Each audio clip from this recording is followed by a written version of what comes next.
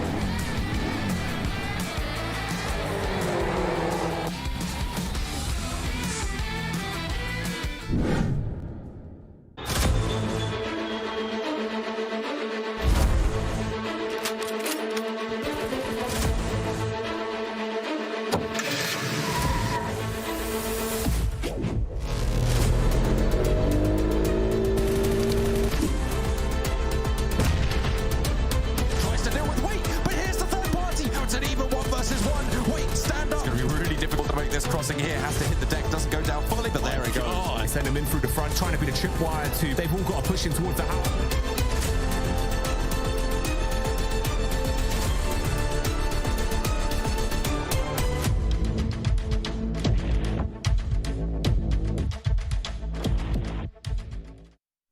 More passion, more Erangel, more PUBG, more mobile. Welcome, ladies and gentlemen. It's PMPL EU Fall here, and we are ready for the penultimate day of Phase 3. It's Steve Jobs Laris here, or Secret Agent Kalaris, whichever one you want to go with. And to my left-hand side, I have Maxman, who's in a hoodie. How are you doing? Oh yeah, feeling good. Rev up the engines. Ready for the end of Phase 3 right now. We had some good comebacks yesterday, and I can't wait to see some more of that, Kalaris. Oh yeah. Yeah, same here, same here. And you guys over on the social medias, get involved with the hashtag PMPLEU. You can go over to TikTok, you can go over to YouTube, you can go over to whatever. What's wrong? Why are you laughing? What happened? Go to the TikTok. Oh yes, go to the TikTok. Unfortunately, I've used TikTok quite a lot recently. And yeah, I'm apparently like, I'm going viral, mate. I'm going viral. It's crazy. We've still got the giveaway happening right now. By the way, we have 2 winners we picked yesterday. We're going to reach out to you very soon. And weirdly enough, Kalaris, the 2 winners do follow me. So I'm just saying, Wow. Winners currently have a 100% follow rate of me. So you might want to do that. Wait, you specifically, not esports, PUBG, MEA. No, me as a person, yeah. Oh, all right, yeah. How weird. coincidental. That's Oh, actually, it was random, but yeah. Just... Yeah, whatever he says. All right, let's take a look at the survey as well. You guys can fill this in and give us all your feedback as to what's currently going on with PUBG Mobile Esports. What you like, what you dislike, probably Max, and like me. That's cool. All right. I don't know what's wrong with this today already.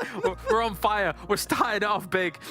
We've got ourselves a big schedule as well. Double Sanhok and double Erangel for today with a smattering of Miramar. I say a smattering, just one of them, Max. Oh yeah, just a big schedule right now. Just the same as yesterday, pretty much. 5 games going to be happening, yeah. 4 games per team is going to be on board. And only one cheeky little Miramar sandwiched up in the middle. Though, Sanhok, I mean, from what we saw yesterday, really good map for Gladiators. So I guess they're happy to have double serving of that map this time around. But yeah, I'm stoked to see if we're going to see some new names get some wins on some of these games here. Yesterday we already did though, right? Like a lot of new names getting themselves victories. But let's take a look at the overall so far here for the points and how they do sit, because MadBulls, yes, is still 60 points ahead. Good job for them. They're going to be in first place. There's no way that's going to be wrestled away from them. But beyond there, what a difference one phase has made from 2nd to 5th here, Max. Yeah, I have to reiterate my point of yesterday. If you would have shown me these rankings, I'd be like, there's no way this is really happening right now. You're not seeing Major Pride, Gladiators aren't there, Titan aren't there. And at the top, you have Dagistan 77 in 2nd and Vulgar Boys in 3rd. That is one of the biggest jumps from Vulgar Boys so far in this tournament. And with what we've seen of the individual fraggers of Vulgar Boys, they are just now looking to be so much more aggressive, which I love to see. We'll look at some of their stats later on, Kalaris, but now 80 eliminations on the board, still lacking placement points, but on the elim side, seems like they have leveled up significantly. Yeah, absolutely. Alongside KASIK team as well, right? Yesterday we saw them getting themselves a win, and they could have potentially even converted more had they not been crunched down on in some of those priority compounds towards the late game. So definitely great rise up from some of these teams. TUNA, likewise, we did attempt to try to get an interview. Maybe we'll try that again later on down the line. But the fact that 2nd through, I think, 6th, all about 5 points within each other, that is crazy stuff. As we take a look at our 9th through 16th as well here, there are some names down here that we don't really expect to be here, like Titan, like Major Pride. But one cool thing is, because all of these points, aside from first place, are so close to one another, 1 or 2 wins here or there could jump you right up into 2nd place, Max. We saw that happen the entirety of yesterday. Dagistan's win, Vulgar Boys win, KASIK team also got himself some really good points with TUNA. Just a single game, as you said, it will be enough to allow these teams to jump to the first page. So I'm expecting that's what we're going to be seeing today, Kalaris, from your NEXUS, from your Titan, from your Major Pride, from your MUERTE. Are they a 12th place team? I don't think so, but right now we haven't seen too many good results except for that last game yesterday. So yeah, one good game and they will be back to the top, and I want to see Major Pride up there. I don't want MadBulls to get away with a PMGC position this easily. I want a bit of competition at the top. Yeah, it would be nice to see a little bit more fight up there. But there's already a fight going on for the top 5 fraggers here throughout phase 3 as well. So let's take a look in that and see what's going on, because it's not Zerich or Tulika that are able to take the #1 spot. It's Shifu here in the... Look how happy he is about that, Max. Look at it. Yeah, he's been smiling the entire season. He just knew phase 3 was his time to shine. And yeah, almost 2 average eliminations per game. I've talked about this guy for what, a year now. I keep repeating myself, this guy's got true potential. Just give him time. Just give him time, Kalaris. And yes, he's had time now, and they've reached in just under 20 minutes survival time, and he just keeps on popping off every single game. And it's clearly not just him as a solo. I feel like the entire team sets him up in a really, really strong fashion. He is clearly the leading fragger of the team alongside the Keep. I think Keep and Shifu are a really talented fragging duo. But Shifu is the kind of spearhead of the operations for Dagistan 77, and he's been looking amazing ever since. And this is the best season he's ever played. I would say in PUBG Mobile Esports, this is the strongest Shifu and Dagistan have looked. They're really good at leapfrogging positions. Blank has predicted them a few times when they had some very nice rotation opportunities, and they took them instantly after the circle shifted. So I'm telling you that this is currently their highest chance to make it into a championship, and I would love for them to go there to get some extra international experience. Yeah, that experience factor is definitely a thing that I also would like to see, right? Like, when they go to international going up against Turkey, do I think that they're going to be able to be the victors? Do I think they're going to be #1? Probably not. but they could potentially, you know, get themselves a podium finish alongside getting a wealth of important games under the belt against the likes of, well, the top teams from Turkey, right? So we could see how that goes down the line. We've got Narvalo as well as Ingush also representing in these top fraggers as well, which is nice to see. Obviously, I mentioned the KASIK team yesterday had a really nice day number 4, even I should say here, for phase 3. So hopefully that continues, Max. Yeah, I'm a little bit sad. If we would have extended the top 5 fraggers to top 6, we would have had FUBGM in the top fraggers list. He could have been there. It could have been a legendary day, Kalaris, but not there. Don't worry, your hero with his cape, FUBGM, is on the way. Let's take a look at Vulgar Boys here and see how everything's shaping up for them, because there has been significant improvements. Ultimately, when you look at this, phase 1, phase 2, phase 3, the bars and how they're kind of stacked against each other might not look that impressive, but the fact that you go from 3.2 to 5 average eliminations, that is a massive step up here on the Battlegrounds. Exactly. The survival time is remaining the same, and I think that one thing we agreed with Vulgar Boys is they have decent rotation path. They know the value of compounds. They were just not good enough when it came to defending those POIs. And now, at an extra almost 2 eliminations average per game, that is really strong because they are willing to take fights that I think if you were in phase 1, phase 2, Kalaris, they would not take. They would avoid fights like the play. Now they're willing to defend positions. They're ready to sweep edge of circle like you can see right now in these replays. And I think that was a change of mentality we needed to see from them. And at this point in this tournament, we've seen FUBGM pop off, we've seen Dakimi, we've seen Tresley, and Pylaus recently also in this phase has been having his great moments of glory where he was able to get some great eliminations. And look, even though it was a 4v3 and not much Gladiators could do, they win a fight head-to-head with Gladiators, which shows that there's some improvements, there's some confidence there, and it's a great setup to have before heading into the finals where you're going to have a pretty major reset. Oh, definitely, definitely. I am impressed to see the progression of this team because, again, it bears repeating. Honestly, I'd written them out. I'd written them off in terms of being able to perform at the very top against some of these teams, because there were some games in phase 1 and phase 2 where we thought, okay, if you're a team in this position, you should be winning and maybe you should be getting some more eliminations, but they looked like they were floundering. However, here in phase 3, anything but. Yeah, they seem to be taking these edge fights and they seem to be sweeping and doing well while sweeping, Max. So I'm excited to see even more of that. I think it's fine if you're a team that struggles to be aggressive and to defend positions, that's fine, but it becomes an issue if you're not willing to change and you're just committed to a game plan that is clearly not working. And they understood that. They came up with a new game plan, which is do more of the shooty thing and more eliminations. And exactly, and they got more points off the back of that. So, as I said, for the finals, clearly, with a playstyle like this, there is a very high chance we could see them making top 8. There's a lot of contenders for the top 8 right now, but top 8 is definitely an option for them that I would like to see them try and achieve.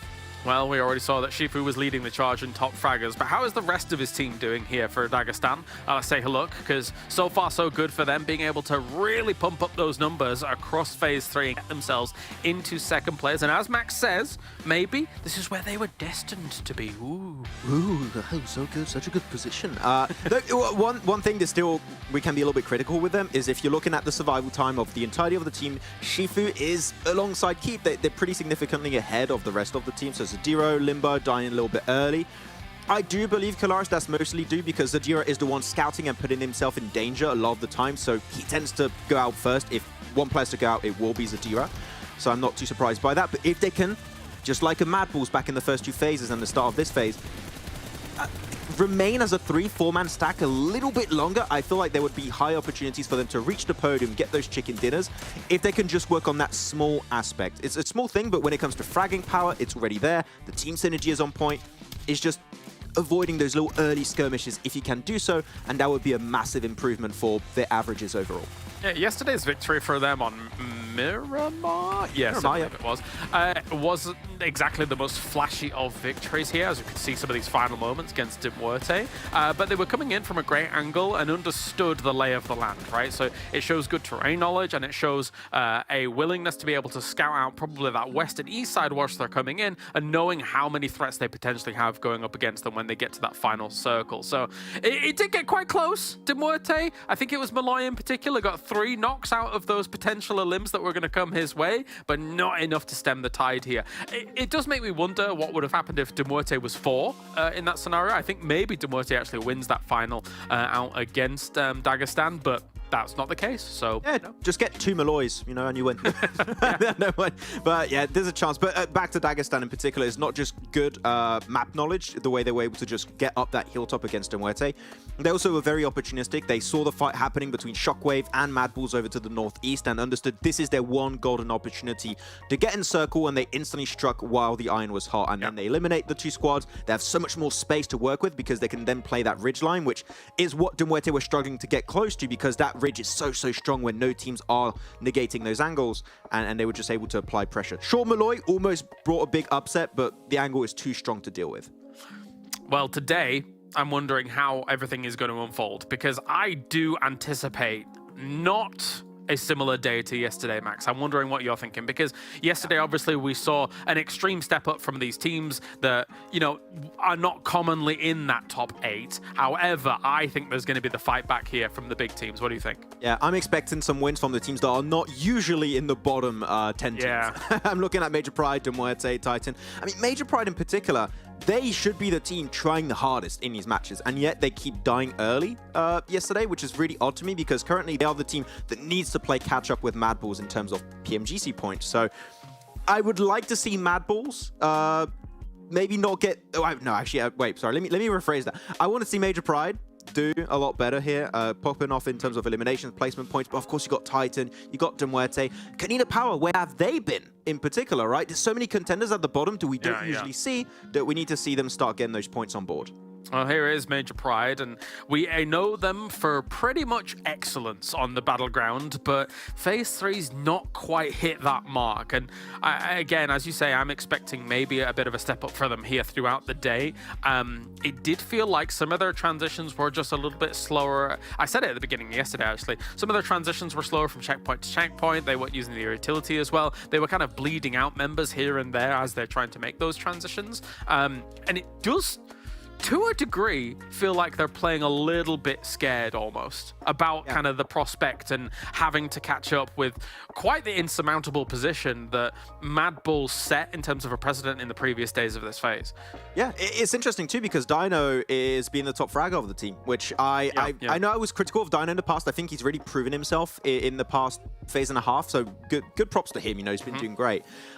Their survival time has significantly reduced by about a minute or two, which shows that there's something happening in the background. And as you said, it seems like they're not as confident. Maybe it's that spot in PMGC that's just adding to their nerves a little bit, and they're just not sure how they want to go for the rotations. So yeah, their early games is a bit different. I'd love to see if there's some changes, because yesterday was a fairly bad day. So not only them, all the teams at the bottom need to rethink how are they going to approach it. It's good because you have a reset for the finals, but you want to get as many points on board, because that PMGC race is always happening in the background. So one bad day and MadBulls just get another consistent day, you're going to fall off. Yeah, I'm looking over the results and how things sit, and I mean, they had a great start to the phase, right? But a lot of podium positions and kind of trying to push on from there. The last 2 days, though, have been kind of tragic for them in terms of performance. So we'll see how that goes. Going up against the MadBulls up at the top here, looking, again, just phenomenal for the most part. If you go to, I think, even day 2 and day 3 of this phase so far, it's just constant second, first, second, first. But it's not been as tight in this past day of play. They did get themselves 2 6th places in the previous games, but they started off yesterday quite tragically with a 13th and a 15th. So MadBulls wants to shake that off a little bit, and if they did, the scary thing, Max, is they could be 100 points ahead of it at the end of the day or something like this, if they went back to their original form. I think in the next 2 days we could get to a point, if things continue on this kind of trajectory, is we're going to get to a point where the finals, you could not even imagine catching up to MadBulls. It's just going to be 100% confirmed. MadBulls are in. You're just playing to qualify in Championship and hopefully qualify through Championships, but the Turkish teams are going to compete also for that, so it's going to be a bit tough. Though, looking at MadBulls more on the game focus, I want to see how they're going to be playing their Erangels, because they were getting gate-kept a lot as they were trying to exit from Rozok, and I want to see if we're going to see some similarities throughout today. So, I feel like teams have been catching up on that, like Dagistan. I think PERMITTA also, Major Pride sometimes crashed into them, so there's some weird stuff happening outside Sunken City and Rozok that I want to see fixed, hopefully, for them. We were having an interesting conversation yesterday while the games were going on as well in terms of how MadBulls playstyle maybe translates to the international stage. And I do think in this lobby as it sits right now, as much as some of those teams at the lower on the lower echelons have actually stepped up and done better, there are still what I call almost feeder teams. And it's no disrespect to them, it's just that the skill gap is so big that when it comes to those edge players and how MadBulls is able to transition through it, they're taking a lot of fights that usually would be kind of free situations. So translating that to an international stage is difficult, Max. Yeah, it's going to be really tough. And actually, you can see that here they've been struggling to kind of adapt because teams are willing to occupy central positions a lot more. In Phase 1, you would see them do this Regnum Kara split, like 2-2 splits, regroup. They can't do that anymore because teams are a lot more aggressive. And that's just a slight expectations and level up in the championship. So it will be tough, but we'll see. I think MadBulls could pop off in champs, but the Turkish teams aren't going to make it easy. All right, well, thank you very much, Max, as we're ready for the games. A huge thank you to Monster as well. More Monster, more PUBG, more mobile, more passion, more energy. Let's go to more John Allen, more Blank for the games. Let's go. Willkommen, bienvenue, welcome here to the first match of the day. Blank, we're getting straight into Sanhok. We're getting in amongst the trees once more. More passion. More energy, more passion. Let's do this. I'm over at Sanhok. It's happy day. It's double Sanhok day. I always love double Sanhok day. It's the best. It's what I like to see. Obviously, the guys on the desk covered a lot of things over there. I think one of the most notable things that was brought up, at least for me personally, was definitely Dino coming through from Major Pride. I think me and Max... Yeah, we've both had our reservations, right? We're both quite evil to him, but he's done really well. And I think that's undeniable at this point in time, that we can't say that Major Pride has really had a turn up. I think it's been quite difficult for a lot of teams to really properly prove themselves, at least in Phase 3, just because of how ridiculous MadBulls have been playing throughout this entire phase. 177 points over Dagistan in 17.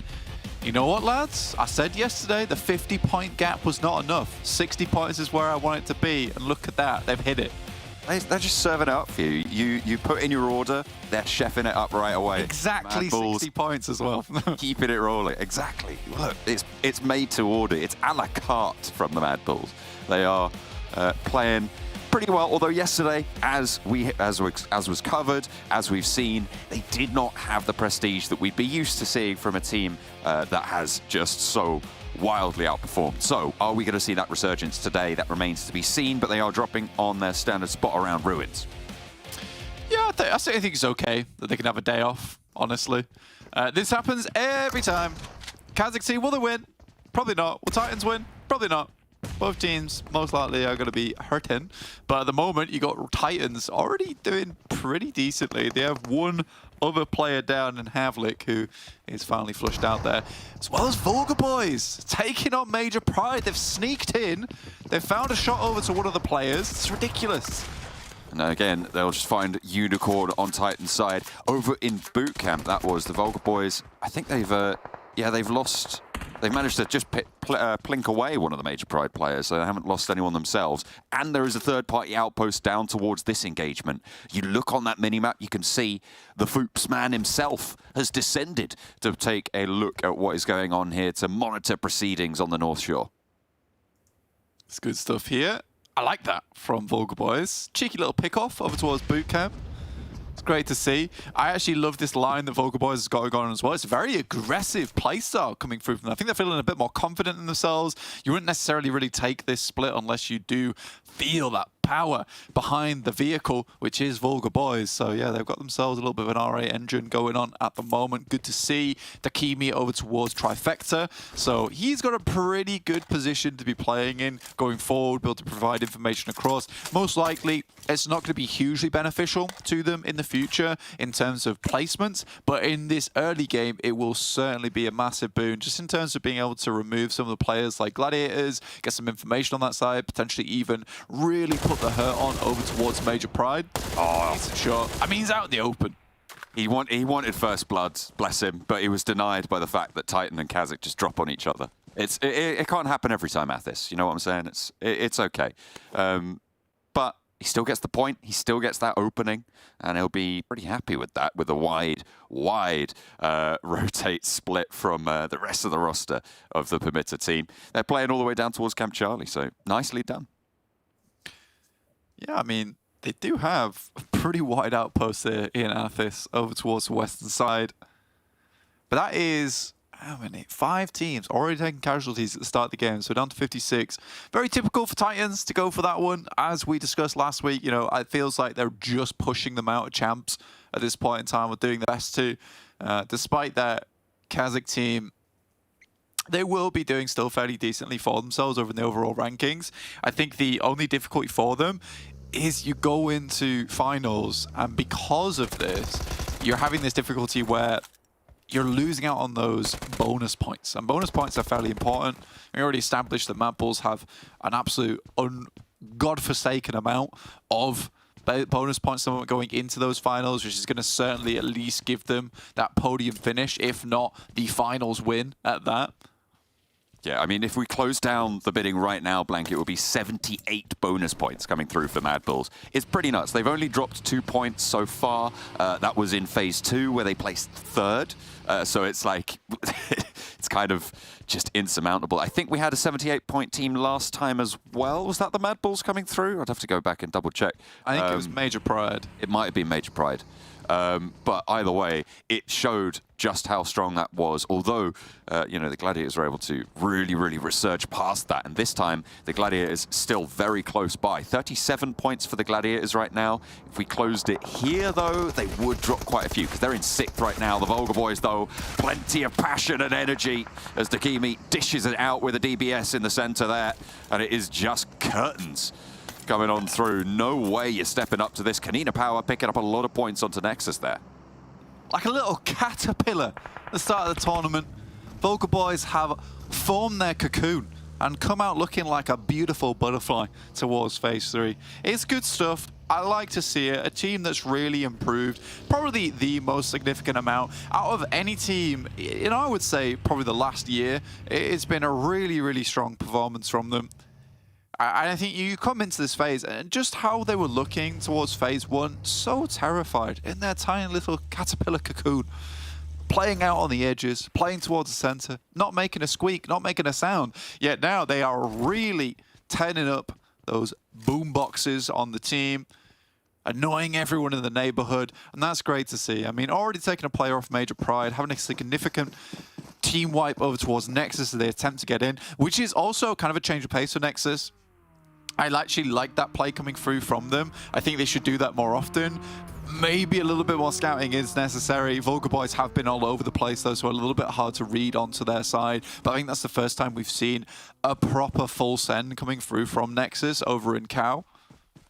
It's pretty unfortunate that they did just go down in 16th with no points for it, though. And as you say, it can be sometimes a false negative when stuff like that happens. It's like, it was a good decision, but it really didn't pan out at all in any way, shape or form. We'll see if any other teams are able to make those crashes on the northern side, because the circle is very split between these two islands now. Painan, a pretty pivotal crossing point, and it's controlled by the remnants of Titan and KASIK. Although that shouldn't be too much of a challenge, given that there's only 2 on Titan and only 1 on KASIK left. Yeah, it's likely to be a spot that people kind of steer clear of, right? And I would assume that at some point someone's going to test the waters, you know, stick their big toe in towards Painan and be like, it feels pretty lukewarm, actually. We can get in. This seems pretty decent for us. So I think that eventually that's likely to become a bit more of a focal point on the map. Still depends on the circle. Could head hard up towards that northeast side. Would not be surprised if that did happen. If you've got Ovhaze holding down a compound over towards that northeast side, the rest of his team's over towards the west of Quarry. So we're just assuming the push is coming through, and that's KASIK team out. Poor guys, honestly. It is not the best of times for the KASIK team. MadBulls going to rock up towards Painan, and a southern shift means teams are going to start to cross. Now, Blank towards that southwest island. You've got a lot of teams around that quarry area going to be looking to move. MadBulls are very happy with this. They've made their move nice and timely, and we'll see if anyone else is able to do so. What they praised boys for over on the desk was their ability to get that timing right on these maneuvers. And it looks like they're going to go for it again, get in nice and early towards this southwest island.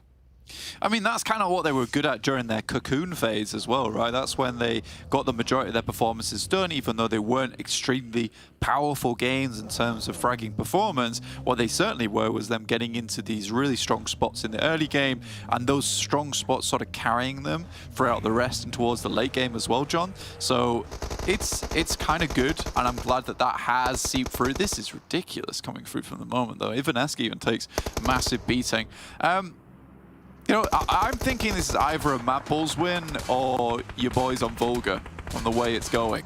Wow, this is a very early call. It's phase 2, but you're pretty confident on that. And to be fair, I think you might be onto something. That compound that Zerich currently sits with Tuluka up on the ridge to the north of it, really, really powerful stuff. They have a lot of ability to hold out. The question is, can they keep the Gladiators at bay? And it seems like the answer might just be yes. The Gladiators rotating around, seemingly not wanting to dip their toe in. It was lukewarm over the Painan, but over on these hills, it's just a little bit too steamy for them. Yeah, very hot. You know, you come out, you got a bright red big toe there, so obviously Gladiators will just dip as soon as possible. Obviously not dip the toe in, but just dip figuratively out of this engagement. But yeah, for MadBulls, I think it's just a case that when we're looking on the map right now, a lot of teams have to fight through one another. And this has been a case where MadBulls had some of the freest rotations, at least on the southwest side of this map from Ruins. So I'm really happy to see that. Crazy rotate happening right now from KONINA Power. I know earlier I said they were on the western side of Quarry. They did regroup with Haze. And instead of trying to push down towards the southeast side, which is fair play, it's absolutely horrendous getting through on that spot, they wrap all the way up towards the northwest island and then down past Ruins. This is kind of insane, but I guess at stage 2, very doable, very, very doable with the vehicles they have. They are going to get to that bridge, and no one's guarding them out. The Gladiators are now engaged in a fight of their own, or a little bit of a scrap, more like. I mean, they took a knock from SBG across the river, and they should just be able to res that one up. That's nice and safe. As we hop on over to the Vulgar Boys compound, right next to the river. A lot of teams have made their way in front of them, but it is very central on this one. Yeah, right now, Painan, definitely a position that I imagine some teams are looking at, hoping to grab. SPG behind Major Pride as well. And I think for Major Pride, they have held on to more difficult compounds. This one's fairly decent to hold against versus teams coming from the north with the walls. That does afford you a couple of little bits of hard cover, so you can play within the compound itself on the outside. Gives you a few more angles. It's interesting. But again, 3v4, never ideal. Still very possible. Looking down towards this south side of the map, though, oof, yeah, that's a little bit of a circle and a half. Not enjoyable for a fair few teams. I think most teams will try and confirm on this south side, though, rather than trying to cross this river. There's positions over towards Painan where it's shallow enough just to walk across. So Vulgar Boys, as well as Titans, have those decent rotational paths. Titans probably don't want to show their face very soon, though, John. They did take a couple of shots over towards Vulgar, or one of the two directions. That engagement did have a little bit of a trade, but it wasn't anything too major. SPG getting knocked as they try and move past Major Pride. They lost effect earlier on to that pickoff from Vulgar Boys, but playing as 3, they're still effectively holding this push from SPG. Nice spray downs coming through from all of the team. The rest of the roster has made their way into the northwest point of Painan, but there is a split on SVG that is being punished by Major Pride. They are the wedge that is stopping this French team from moving back together to Painan. Yeah, it's a smart play from Major Pride. I think they realize they're not in a position to take a strong compound. Usually, they'd already be across this river by now. So I like they hold on to the compound with the walls in it. You know, they play around, they grab those angles, those interesting angles you can play. Dino, once again, showing us why he is at the top in terms of eliminations for this team. And again, not an easy rotate for SPG to go for, especially down the hill into that broad line of sight coming through from Major Pride.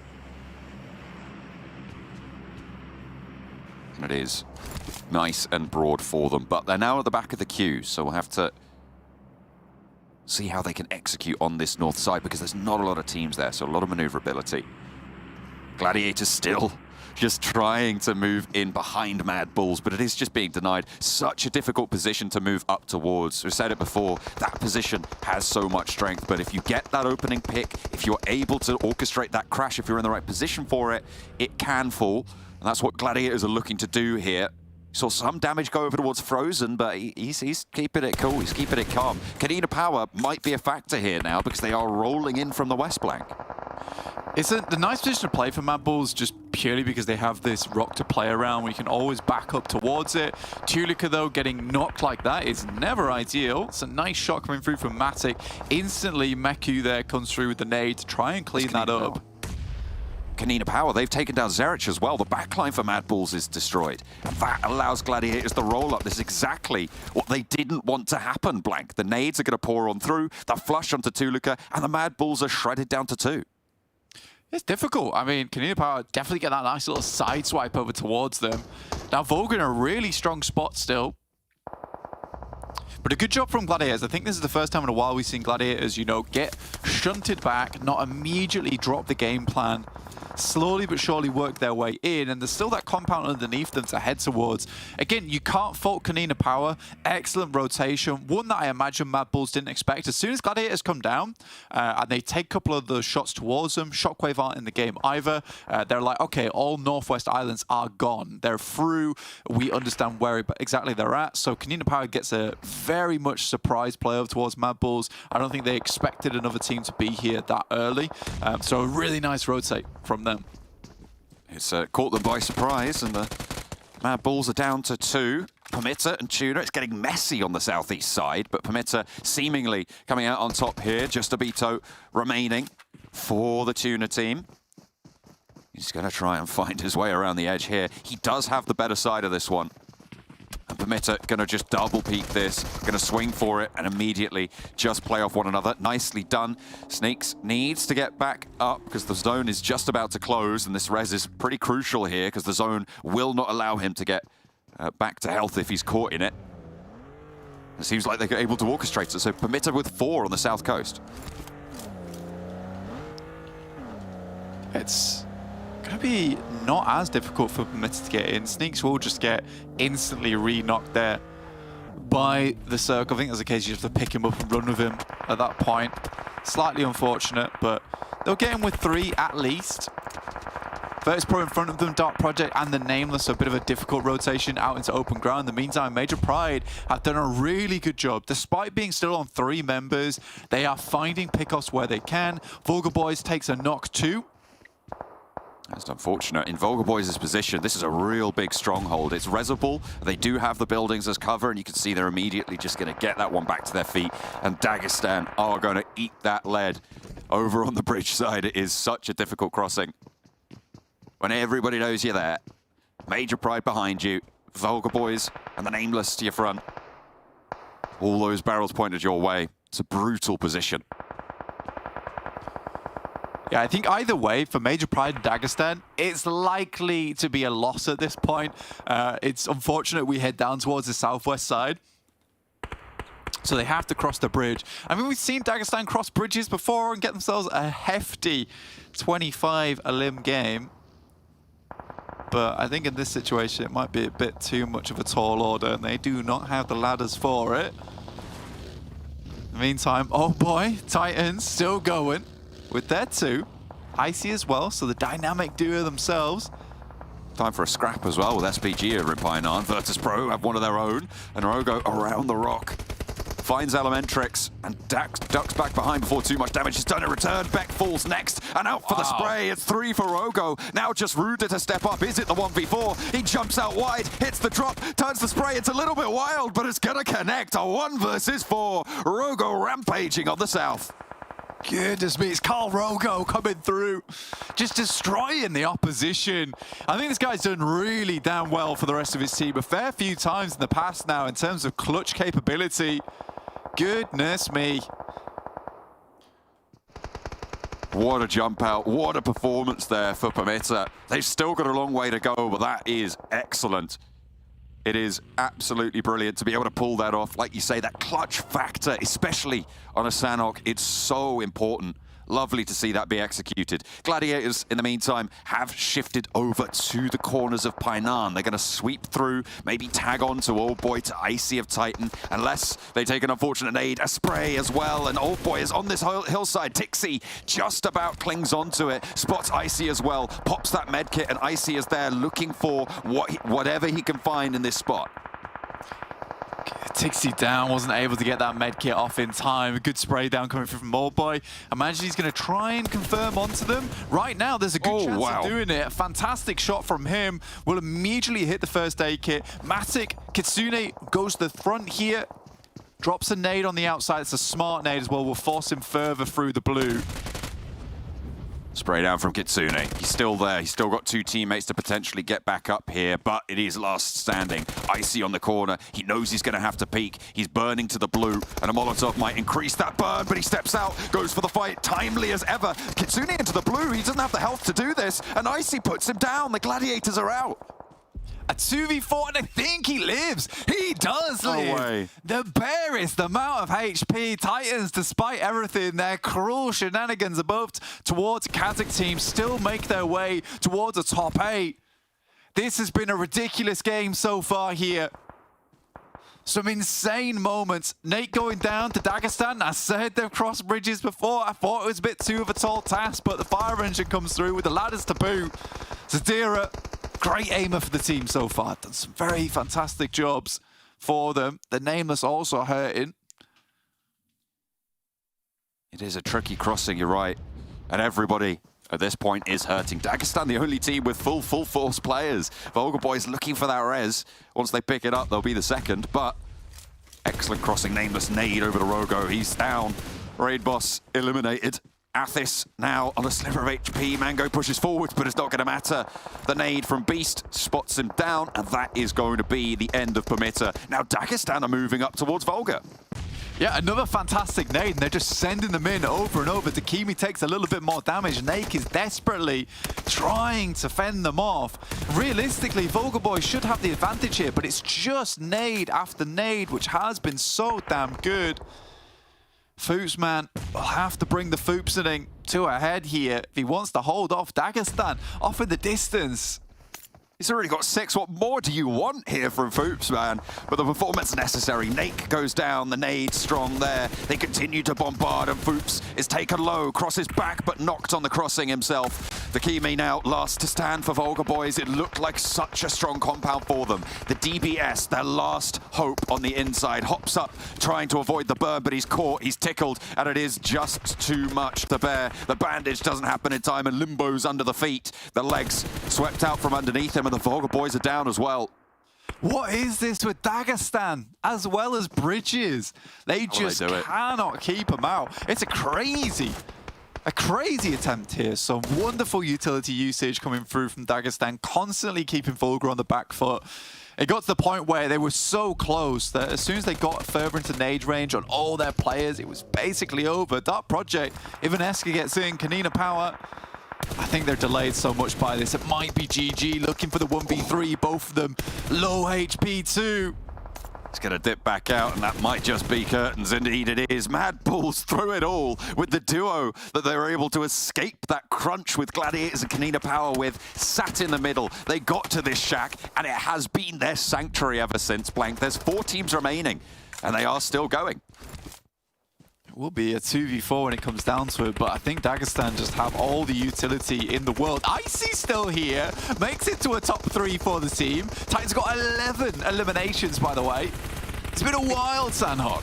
I think that these 3 teams, nobody would have predicted to be in with a shot at winning. Certainly not Dagistan. Titan were down to 2 super early from Painan. MadBulls crunched between Gladiators and KONINA power. And here we are, the top 3 teams, and this is the selection. What a turn of events here. A nade over the top for MadBulls, looking to take Icy out of the equation, give themselves a better shot they'll be able to execute, and 2 points on their tally. Titans down, but you're right, what an elimination game from them. The 3rd place, 11 points for those eliminations, and 16 total on the match. Great stuff. This has to be a MadBulls special now. Frozen directly on the blue. Sends one over the top side. In comes 2 players. Has to be good here, but I think it might just be over as Zadira once again hits the shots. And Dagistan over the bridge. Nothing can stop them. It is a massive game coming through from them. What a crossing that they had. The Vulgar Boys just couldn't keep them out on the southeast side. The teams on the south of that bridge crossing not able to stop it either as well. What a way to do it. Excellent nade usage to take control of that compound, to move up with those smokes, picking off those points. And Vulgar Boys needed to hold that north flank as well. They couldn't afford to regroup on that south. Yeah, it was an interesting game, especially. I mean, the thing is, at the end of the day, that position does win Vulgar the Boys. Vulgar Boys the win, realistically, right? But it's Dagistan who takes it off them. Great nade usage overall. And I think it was just a case that from that moment onwards, we could never catch a break for Vulgar Boys. But we're not catching a break here because we're going to send it right back over the desk to break all that down because it was pretty crazy. What a brilliant start for Sanhok. Dagistan back-to-back wins after getting themselves the last win from yesterday here, Max. Looking primed, pristine, cool and collected to be able to make this one happen. And it's number 1 and number 2 fighting out at the very end, even though, of course, MadBulls was slightly wounded, Max. I don't know what my favorite combo is, Vanilla Ice Cream and Cookie Dough or Dagistan 77 and Bridges. I think that right now I'm going to have to lead towards the Dagistan, even though Cookie Dough Ice Cream is pretty damn good, Kalaris. But 18 points on the board as they transition towards Vulgar Boys. Also, props to Vulgar Boys, 10 elims on this game. They were shredding it on that position, gatekeeping all the teams trying to cross over that riverside. But here, Dagistan, that push with their smokes to block out visibility, and especially Molotovs that Kalaris, we keep saying, are so important for breaching compounds when you are on Sanhok because so many of those buildings have wooden floors, and it created so much extra space for them once they got those mollies in that there was not much Vulgar Boys could do against. I'm going to be honest, if I went to an ice cream shop and saw the combination of Dagistan 77 and Bridges as an ice cream flavor, I'd report them to food standards. But, you know, it's whatever. I mean, what a great win by them. What a great win. But so many great moments across Sanhok as a whole. Well, let's take a look at the highlights. Rogo 1v4, Max, was spectacular. Yeah, I gotta say thank you, Rogo. You're making my social media job very easy with clips like this. I'm loving it right now. But he just prone down, switches over to the UMP, gets it done.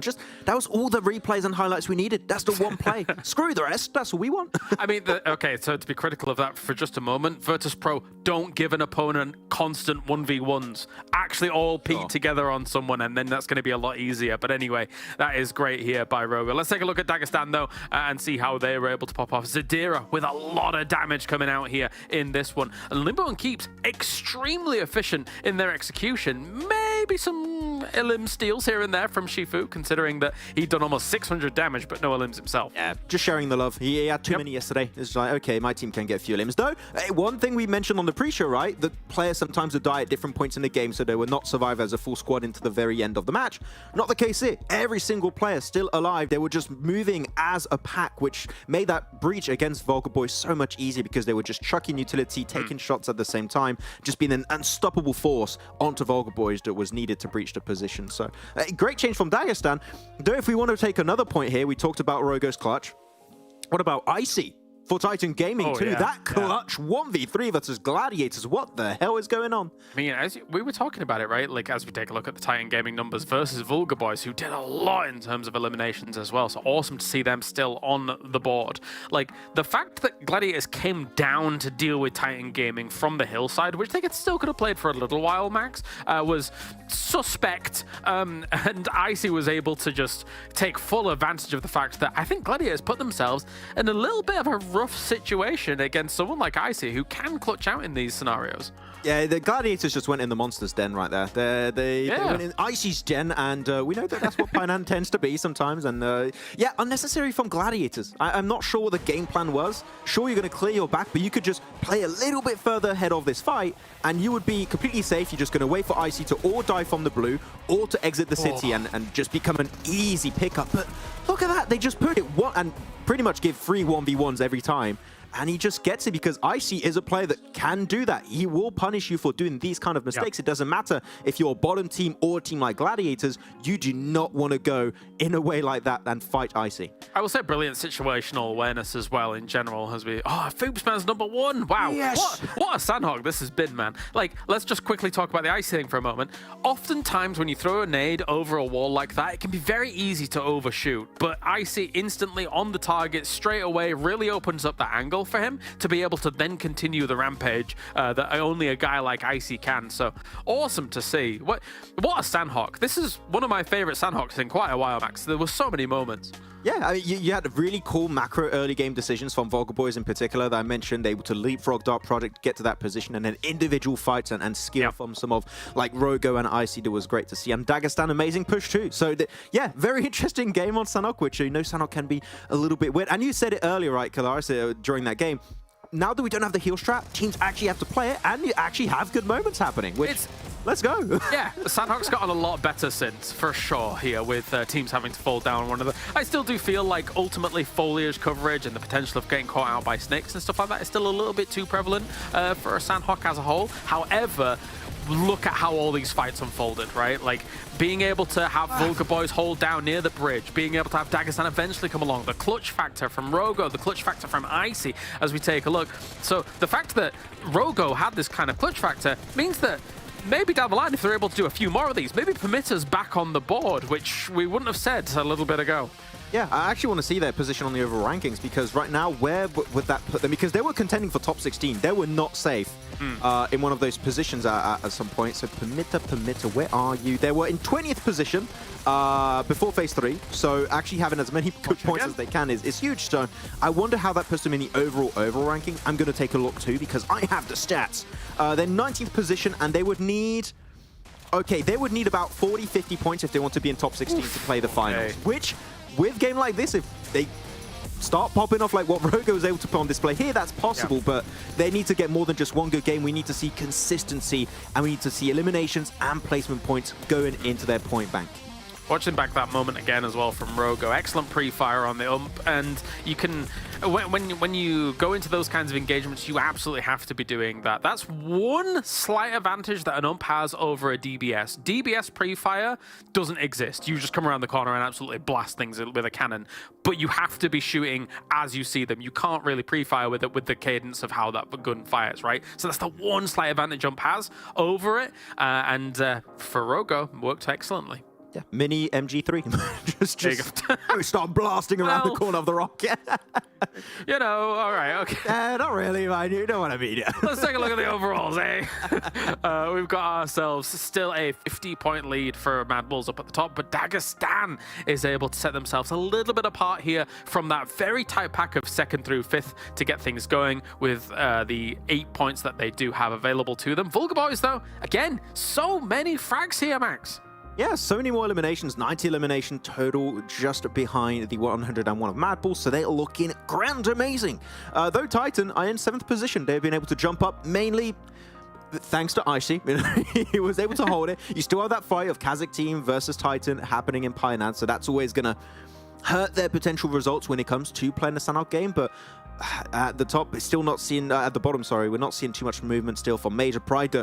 That gatekeeping from Vulgar Boys was so good. A team like Major Pride couldn't do anything. They were just left stranded on the other side of the river, incapable of moving. So just to show how strong Vulgar Boys compound was, and that once again, they are willing to defend them and just send everything they have to hold down the fort. All right, well, thank you for joining our TED Talk on this Sanhok. It was awesome to watch. We're now going to head back over to the commentators, John and Blank, here to move us into Erangel. So let's do it.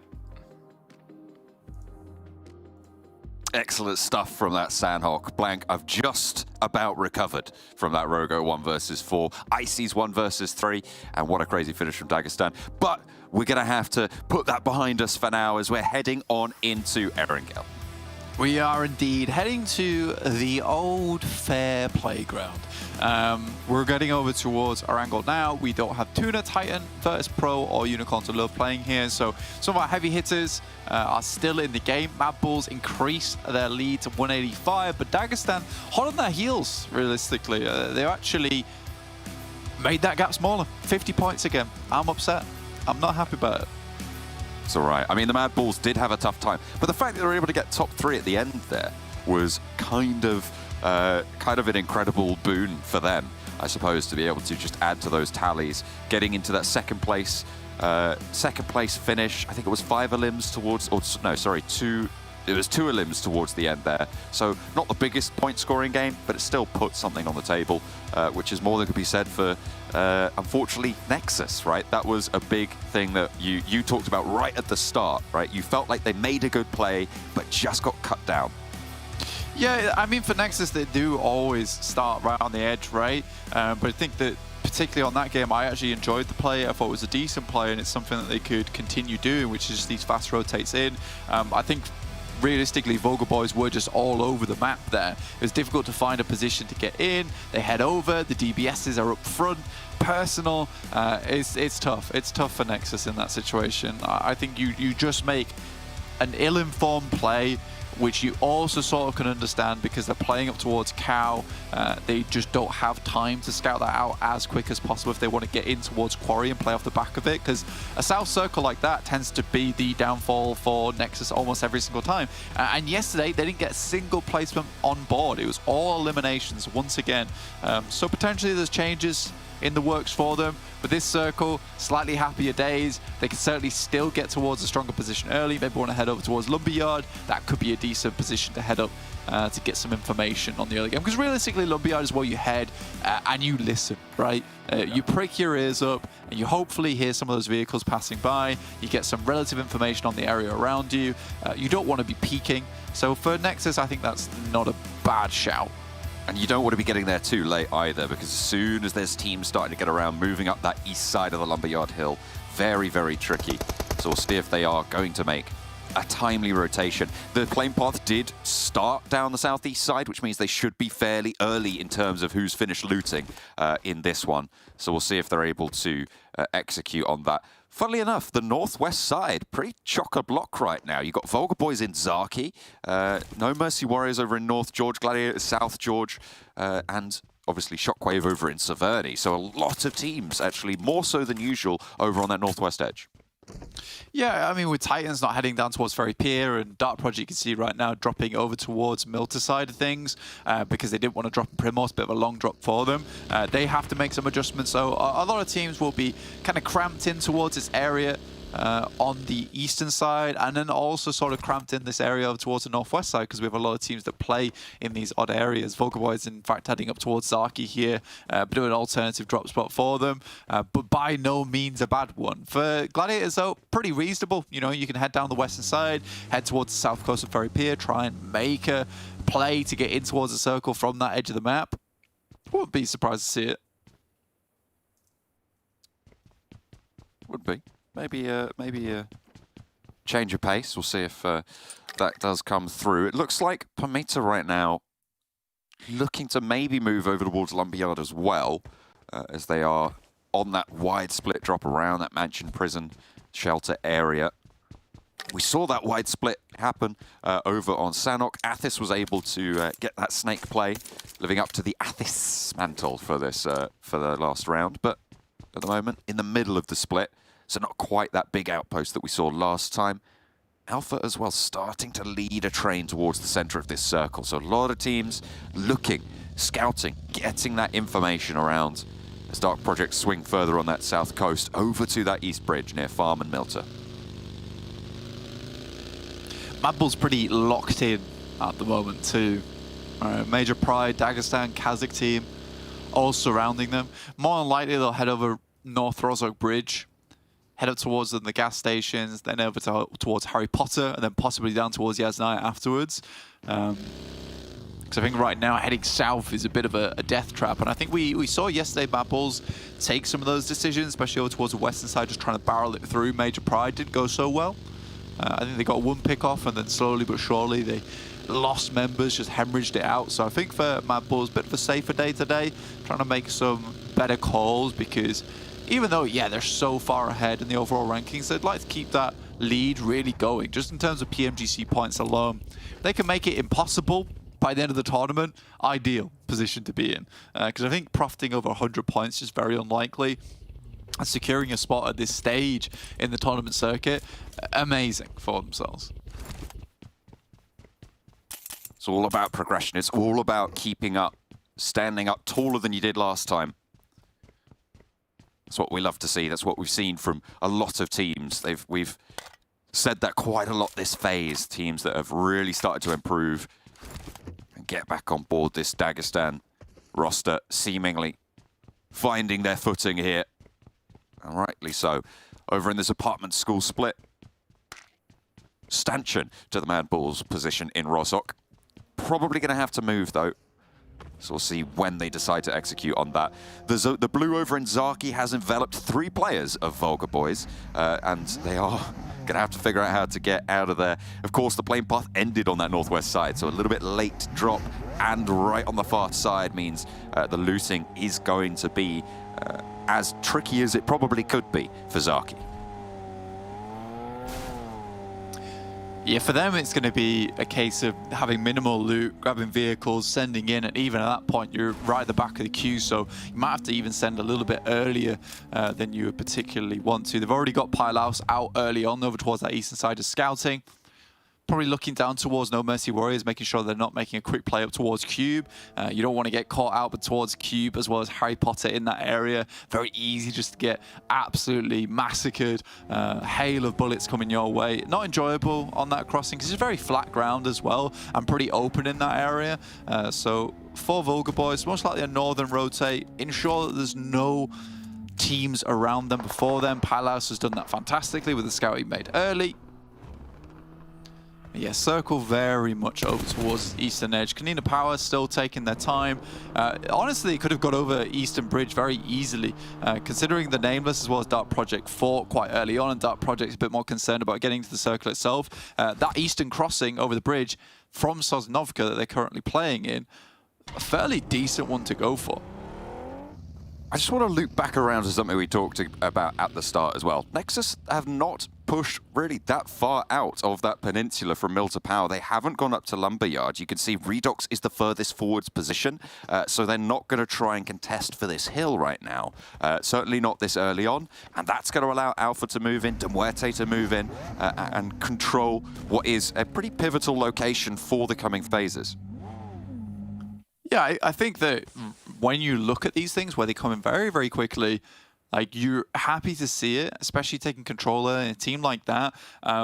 Is quite good at taking that control. And they've shown it a fair few games in the past where if they take that control, then they're ideally find themselves at least a podium finish off the back of it, and a team that needs to be in early as well, because if they're not, then it tends to be those rotates look a little bit harder for themselves. Over towards that northeast side though, SBG, I hate this rotate. I hate doing it. It's probably the only option that SBG realistically have is down on this road path. We've seen a lot of engagements before over towards this area where you're looking up towards the forest, in which case it could be a couple of players in that area that can take shots towards you. There's also the crates underneath that you can play it in a pinch, but it will be down towards Mill to Power, in which case Nexus, happy days. We've seen them get a chicken dinner off the back of this before where they play Mini Milter and Mill to Power split, and then eventually crossing over towards that eastern side with Doran and Kapahala. So very much possibility here for Nexus. There's that massive play from I think it was Doran sat out in the open, if I'm not mistaken, on the southeast side. This time I think it's going to be Kapahala, and actually 3 players going over to Mini Milter to hold off the hordes on the western side. So a little bit of a crash goes. Pretty poorly for Ingush, but there is a trade coming through, and the rest of KASIK trying to keep this scrap going as Dark Project trying to find something back in return, but it's just going to be diverted. They're going to have to flee down south, but there's more teams moving in. Dagistan are behind this one. On the north of it, you've also got Alpha, who could potentially roll in if the time is right, if they see an opportunity. But Dagistan going to turn around as well, and KASIK take another knock from Dagistan over on that western edge. They find that compound out to the west, and they're going to hold down there. There's been some squeaky clean shots coming through from Zadira recently. I mean, he has been absolutely fantastic when it comes to that. SBG, again, it's this absolutely horrid rotation. I think me and Kale had to make this rotation the other day on the map. And again, it's just a case of trying to find the next compound to head towards without running into too many teams. And this is a bit awkward, but so far, it's not going too badly for themselves. They find Tulika, 2 players down for SBG though. MadBulls suffering in the meantime. So 2v2. Zerich and Frozen for MadBulls, and one of them's already down. There's right next to it, Fleeke, not going to be a factor in this engagement for the time being, certainly. Zerich in, low HP bars for SBG, but he crosses the first, and Victor's ready for it. The MadBulls taken down, and SBG hold on. MUERTE here to play, though, as Furia hears the chaos, and in goes the nade. That could be curtains, but Victor's out of there. Alex in the building is going to be left alone, and SBG just want to continue as far as possible. 4 elimination points, it's great news, but you step outside, there's plenty of teams ready to slurp up that point, and Gladiators will be the ones to do so as they have moved on into this factor as well. It is absolutely crazy right now. I mean, Gladiators have made a really long rotate from that northwest side. They're here before Vulgar Boys. They're here before No Mercy Warriors. They're in a fairly decent spot, and they can actually transition from here to some of the stronger compounds within the circle. I think they might be looking to head into vehicles right now as Meku continues to put the pressure on over towards PERMITTA. There is a compound just down towards the south of here that has great sight lines, the 2 stories, what you want to be in realistically. For the meantime, though, I think they have a bead over towards PERMITTA. But this is good timing, right? You've eliminated some of the big sight lines over towards PERMITTA. They've dropped all the smokes. They can't see anything. This might be the time for them to rotate. Might just be time to get out of dodge. Gladiators from the north side. Nobody yet to step up to MiniMilter. And they are keeping that split. They know what they were able to do last time. MUERTE on the backfill. And the scraps seem to have died down. It looks like the west edge might be the next setup for one as we hop over to Vulgar Boys. No Mercy Warriors to the north side of this. KONINA Power to the south, who might clash with Major Pride themselves on the east point of Milter. But the Vulgar Boys moving on that south side of the hill from that lumberyard position. It looks like No Mercy Warriors are going to look to take up that spot themselves. Yeah, again, it's just kind of a safety spot, right? You don't want to get too far into the circle. You realize that things aren't looking too great for yourself at this point in time. Might just have to be slowly creeping your way in. You can see the amount of damage they got sent through to so many teams in that immediate shift on the circle over towards this eastern side, just because a lot of these guys understand there's only so many compounds in this area. There's only so many good spots, which is why Gladiators are feeling so damn good about themselves, because they currently have 2 of the nicest spots to play around, looking up the hill with compound pressure and also having sightlines down towards MiniMilter and locating these rotates on the south. So I really do like this. Their split, obviously, right now is more information-based, and I think eventually, depending on the next circle, it could be a reshift up towards that northern side or return to the lads in Kitsune and Sixi down towards the south. I prefer that compound on the south, a little bit stronger, a little bit more areas to play in, especially when you got the stairs intact on the building. If you can get upstairs, you can avoid nades. A bit easier when it comes to those assaults, those pushes. Shockwave on the north. Potential to push in towards No Mercy Warriors, but not going to overextend themselves. There is an opportunity to move on that east side of the hill. It looks like they're going to take it. Aza rolling in through the buggy. Seem to know that compound's clear, which is good news. It is. Marlowe, though, with the sightlines, waiting for that team shot to line up, and actually just goes for it over onto Scars, spiking out on their position, making themselves known on the edge on that northwest point. Vulgar Boys will hear that. They'll absolutely know what's going on. I think that might have been some shots coming from them as well. It's a bit of a crazy time to be taking shots, especially on the edge of the circle like this. Yeah, you want to sort of back Shockwave off, but you can leave them on this eastern side. It's not a big deal. Eventually, you're going to have to rotate over towards that south side. If you take too many shots, it's not exactly going to send Shockwave reeling, frightened, terrified. They're just going to be like, well, we're just going to sit in the compounds. It's fine. It's not a big deal to us. We're going to be wandering down through the forest later anyway to try and get some position over towards Gladiators. So No Mercy Warriors, I think they could have kept things a little bit more silent. For Gladiators, this is kind of the most unideal shift. For Dagistan, they're very pleased with this one. Heading over towards their compound around the road area.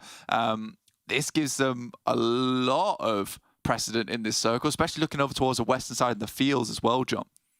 Yeah, they've got so many strong sight lines. They've managed to find themselves in a great spot. This also takes out the NEXUS 2-2 split that we've seen win from that position before, and that means that they're going to have to leave from that mini-milter position at some point. They do still have the west side of it to hold on to, should they want to keep that high ground, maybe take some shots out towards Alpha, towards Gladiators, and drive a little bit of a wedge into their route into the circle. But they are going to have to leave at some point nonetheless. MUERTE, they've been swinging around that east coast for some time now, and they crash, or get spotted rather, by the south 2-2 split of this NEXUS position. Redox peppering away on this coastline spot. MUERTE, they want to get further through past those buildings. The Nameless are a little bit in their way, and it looks like they're just going to have to crash blank. Yeah, they're just going to fly over here. And I don't even know if they understand there's a team in this location. They absolutely do not. But Milky Way, he's on the money, on the ball. But Madagod with 2 fantastic shots. That should be MUERTE done. Beastal assist from a distance. And yeah, for MUERTE, they just really had nowhere to go there. They've been spending so much time trying to make this crossing over towards the beachhead on the eastern side that I think is a slightly overzealous, John, especially when you don't know it's going to be confirmed to finish there.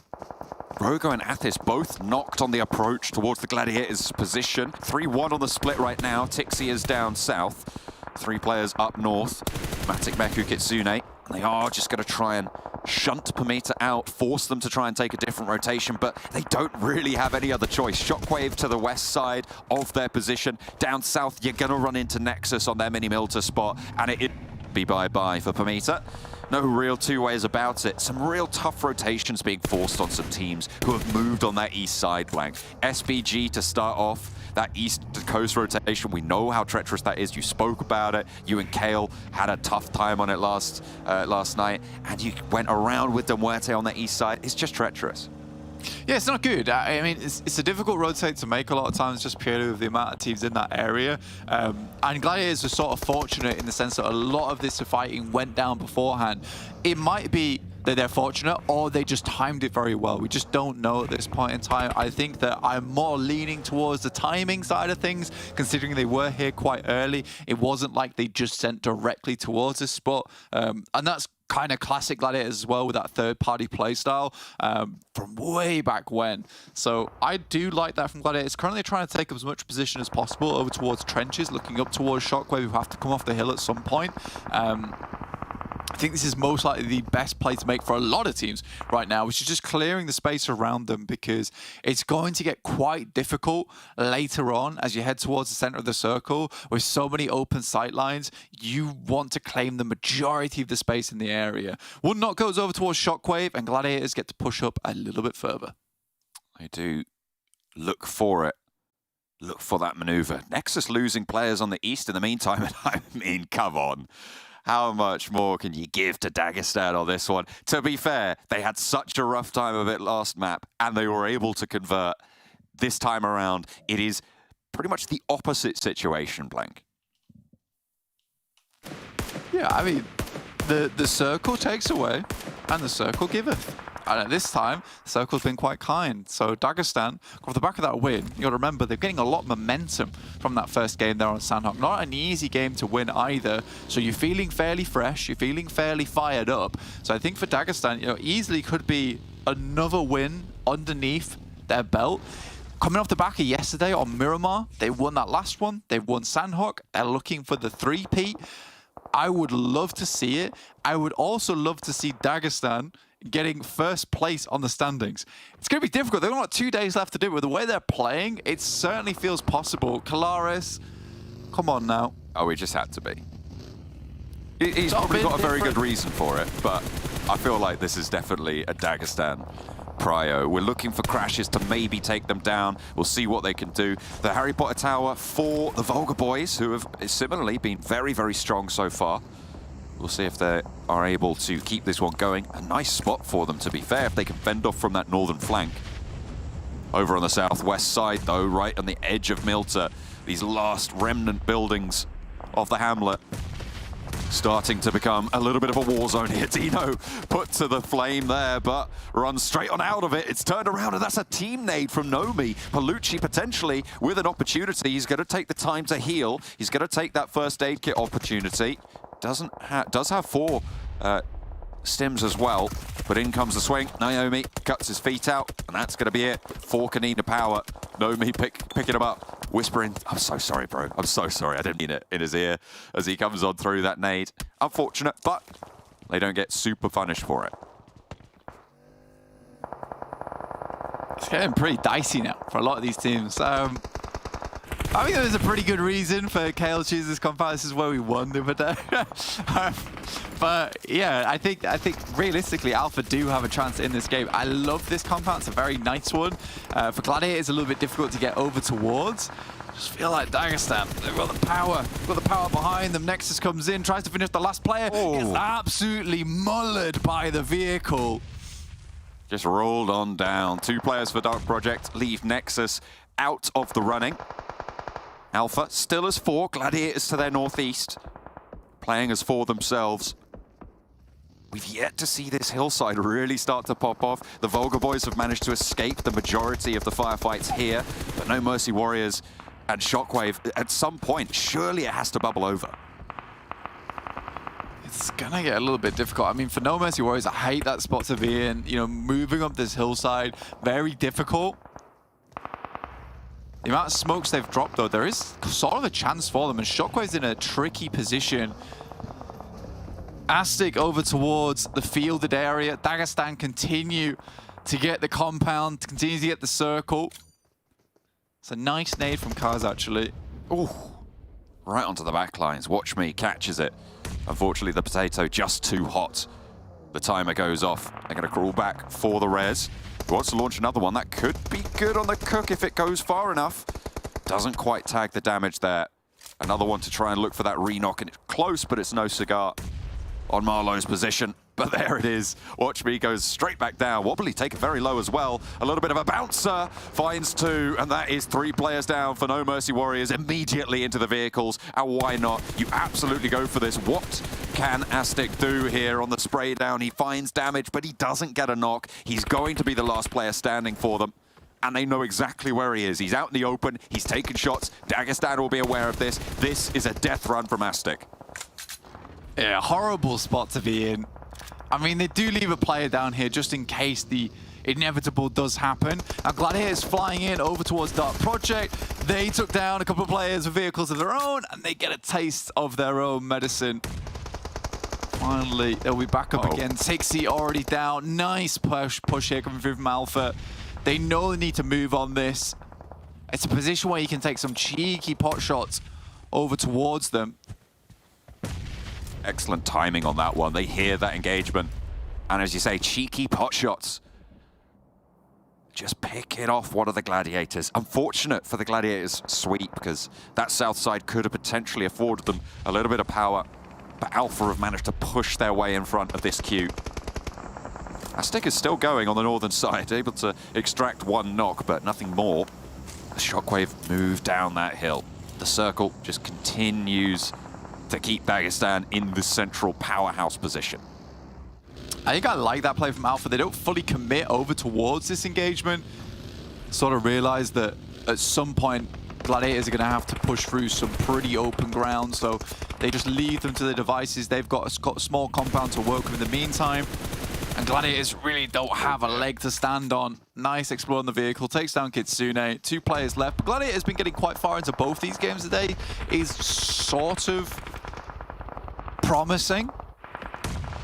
They've made, I think, some fairly solid decisions. I think especially on that first Sanhok, where they're able to push in behind MadBulls and execute on their position very, very nicely. KONINA Power aiding them in that pursuit. I think they made the right decision there. I think here as well, they've made some good spots, but Alpha kind of ruined that for them. Unfortunate, but they'll play on with 2, see what they can get done. Alpha on the east side, they are moving very, very strongly right now and making it work. Yeah, I think when you look at this in particular, Alpha is really taking control of the map. It's a nice nade coming through from Matic, but Reflect immediately has his number. Meku has to hit a good one over towards them. Doesn't find it. We'll just send another nade over the top to try and buy himself a little bit of time. That one will hit from Naomi over towards Reflect, though, which might just give Meku a little bit of breathing room. Could potentially even get Matic back up. There is smoke cover there, so it's only going to be the nades that are really likely to hit. There's a little bit of cover as well that they're playing around. And the res might come on through. Major Pride trapped even further out the Gladiators. Gonna have a tough time. And they are just pulling 2 players back up to their feet. But they're gonna have to cross. Everybody except for Dagistan are gonna have to move this time. Yeah, I think Dagistan's just been slowly waiting to take their prize, realistically. We haven't really even looked at the woods so far in this game because it has just been all the action on the outside edge. All Dagistan just running those mini 14s, just looking to take some pot shots as players trying to attempt to get into the circle. It's probably one of the worst ones that could have happened. I think these teams would have preferred it if it was a little bit further towards the eastern side. You can see them now having to run out into open ground. If it was further towards the east, they might still be able to play just around this ridge or some of the compounds there. Now Zadira has to go off. He has been so damn good today. But slowly but surely, Major Pride is getting into nade range of this compound. Alpha starting to poke their nose in towards the Dagistan position. They've managed to get a forward position with 2 players. Vulgar Boys on the north. Potentially change that. Reflect spotted. Will be taken down. Zadira on the ball. Looks like the supplies are actually still fairly solid in the Dagistan compound, which can be a bit of a determining factor if you're holding in central areas. You run out of ammo, you run out of utility, but not this time around. Alpha getting cut down to size as they try and move ahead of Vulgar Boys. They're reminded just who is the Renaissance team in this phase. Yeah, that's right. Over on the north side, it's us, Vulgar Boys. I mean, you say that their stocks look pretty good. I mean, Zadira is running about 50 bullets in the back pocket. They've got about 1 nade on side as well, so they're not doing amazingly, but with the bullets they still have remaining, I think they're putting up a good fight, which is why you haven't seen too much of them. They've just been saving on for quite some time. Shifu with 1 nade here. We'll send it over. So far, they've been pretty dominant in terms of just engagements. Every single fight that Zadira's taken, he's been getting some pretty good equivalent exchanges for himself. 2 knocks over towards Alpha, which ends up with them taken down. Vulgar Boys over towards his northeast side. Eventually, it looks like more than likely Dagistan will have to leave. What can they do before that time, though? What can they achieve here? Major Pride trying to push in behind Dagistan. Naomi already down, Dino and Nomi actually finding the first knock, but it's immediately traded. The Vulgar Boys aiding. And Dino gets naded on out. So Major Pride eliminated on the south coast. Oh, wait, hang on a minute. Nomi's still going. Nice. I was even caught unawares by that. The Limbo certainly wasn't. Goodness me. Okay, now Major Pride are eliminated on the south side. And that allows Dagistan the chance to stage a push. But the Vulgar Boys spread out on their line on the North Hill. Yeah, 1 south circle shift, though, would be the end of them if it was on stage 8. We're heading to stage 9, though, so this will just close down. The difficulty with this, though, is it's just going to push everyone on this northern side into the sightlines of Dagistan, and they can comfortably send a little bit further forward to that northern compound, play off the back of that. I think Dagistan should have this game in the back pocket now with the 3-peat, which is absolutely phenomenal from them. Really strong performance coming through. But you can't fault Vulgar Boys on their play on the North Hill.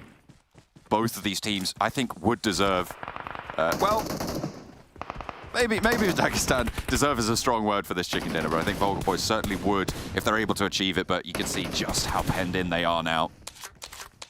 Dagistan still have such hard cover. Those drops there, insult to injury.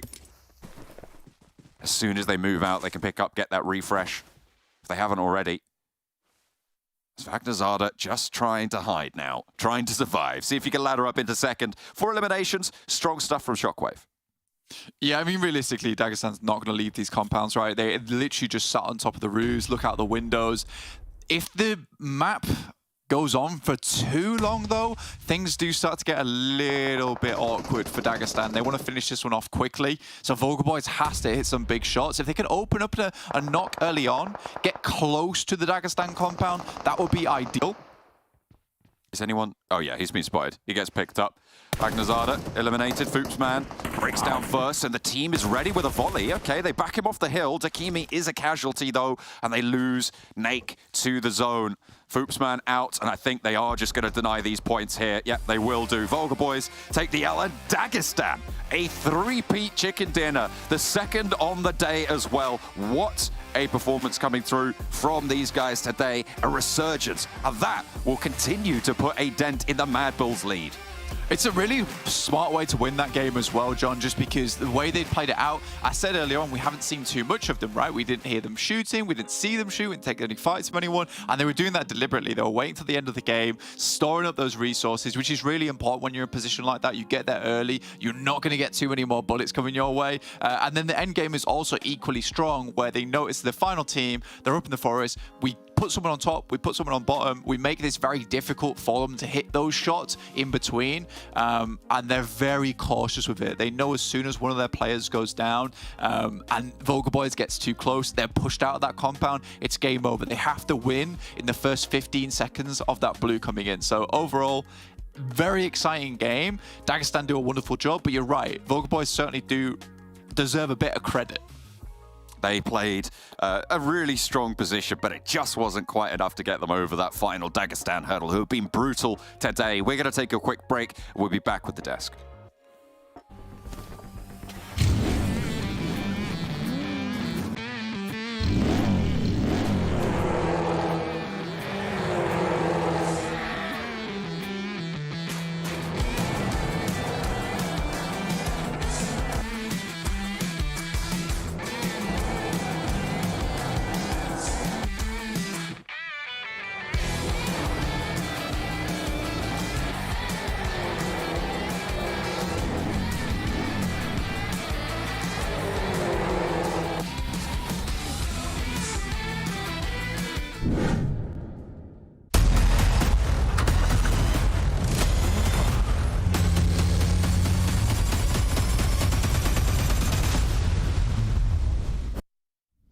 It's the three-peat for Dagistan. They won the game yesterday at the end of the day, and now they get the first two here on day number 5. Admittedly, the Circle have favored this compound a little bit, so that was quite nice for them. But they're still able to convert here, Max. That is huge for Dagistan. Yeah, a little bit of a freebie for Dagistan, but they play it right. You know, they're able to gatekeep teams away. They were almost out of ammo for some of the players, and then Nomi comes in and gives some extra loot, so they're pretty stoked about that. But yeah, strong position they're just able to hold on to. Though, if we're looking other than just Dagistan having center position and gatekeeping everyone, there was a lot of interesting fights happening, mainly to the eastern side of the map. Mainly one that we see up here with 8 points. That's Alpha team that had a very interesting back and forth with Gladiators. Yeah, knocking them and not really being able to finish them off. I think for Alpha team, as Blank was alluding to during the game, I've played this position quite extensively. He loves it. And IGL'd this position quite extensively. When you're in that compound, generally one of the best transition methods is understanding that you want to go over the road north to be able to play those hills a little bit earlier than they did, especially if you're not going to deal with Gladiators south of you and try and use that as a transitionary method. So a little bit by the by. Obviously, I do favor that compound quite heavily, but that was not the one that the Circle favored here, Max, and Dagistan looks great doing it. I mean, this is huge for them. Like, the fact that, yes, they're in second place right now, but they're actually slowly, as John said during the cast, chewing into MadBulls' lead, which is a ridiculous notion to think about, to be honest. Yeah, it really is happening, and not only that, Vulgar Boys also got a really strong game. Again, it seemed like these teams, just like Gladiators in Phase 2, they just said, what about if we just start getting points and winning? Let's just win. Let's just start winning, and actually doing really good. And they send it so quickly in the two positions they were playing. Vulgar Boys hear the fight happening between No Mercy Warriors and Shockwave, leapfrog it, gatekeep, then they are the only team on the high ground, and you can see off the back of that, get 7 eliminations, just under 1,800 damage. And Dagistan on Phase 2 see, okay, this is a crappy circle for us. Let's just zoom right into the center. And if we're lucky, we get a good position and we can play off the back of it. And then the circle keeps centering on top of them. So sometimes you got to take the risk.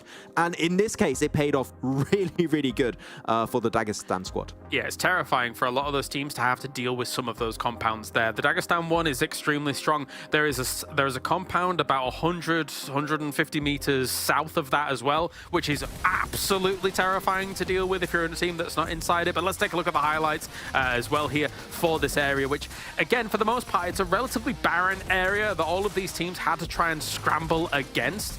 For some of the teams, it was not doable. Yeah, and Gladiators here trying to go for the push, and SBG also went for the wide rotation. I mean, it's one of the only options they really had on this kind of circle, being a team that drops in Yasnaya Polyana. They had to try and maneuver their way through, find free spots, but they'd lose players along the way. So I kind of have to give it to SBG. This was a very rough game for them to try and play around. Although, yeah, I was actually hoping for more from Nexus, because they are known as like the team that used to drop in MUERTE back when they were Eastern Stars, and I was hoping to see some really good presence, but when the circle kept shifting to the west, it made it very hard. They were encountering Dark Project, they were encountering other squads. Tough transitions because you have so much open ground as you shift from POI to POI, and that made them very easy to pick up. Let's take a look in these hills now, and for No Mercy Warriors, they got absolutely blasted. Alpha, once they've decided to move north of this road, I mean, they get themselves in a spot where they're just too easily nadeable. So, again, I feel like it's a little bit too late. Of course, if you were able to transition north, you would always have to take a fight against Vulgar Boys.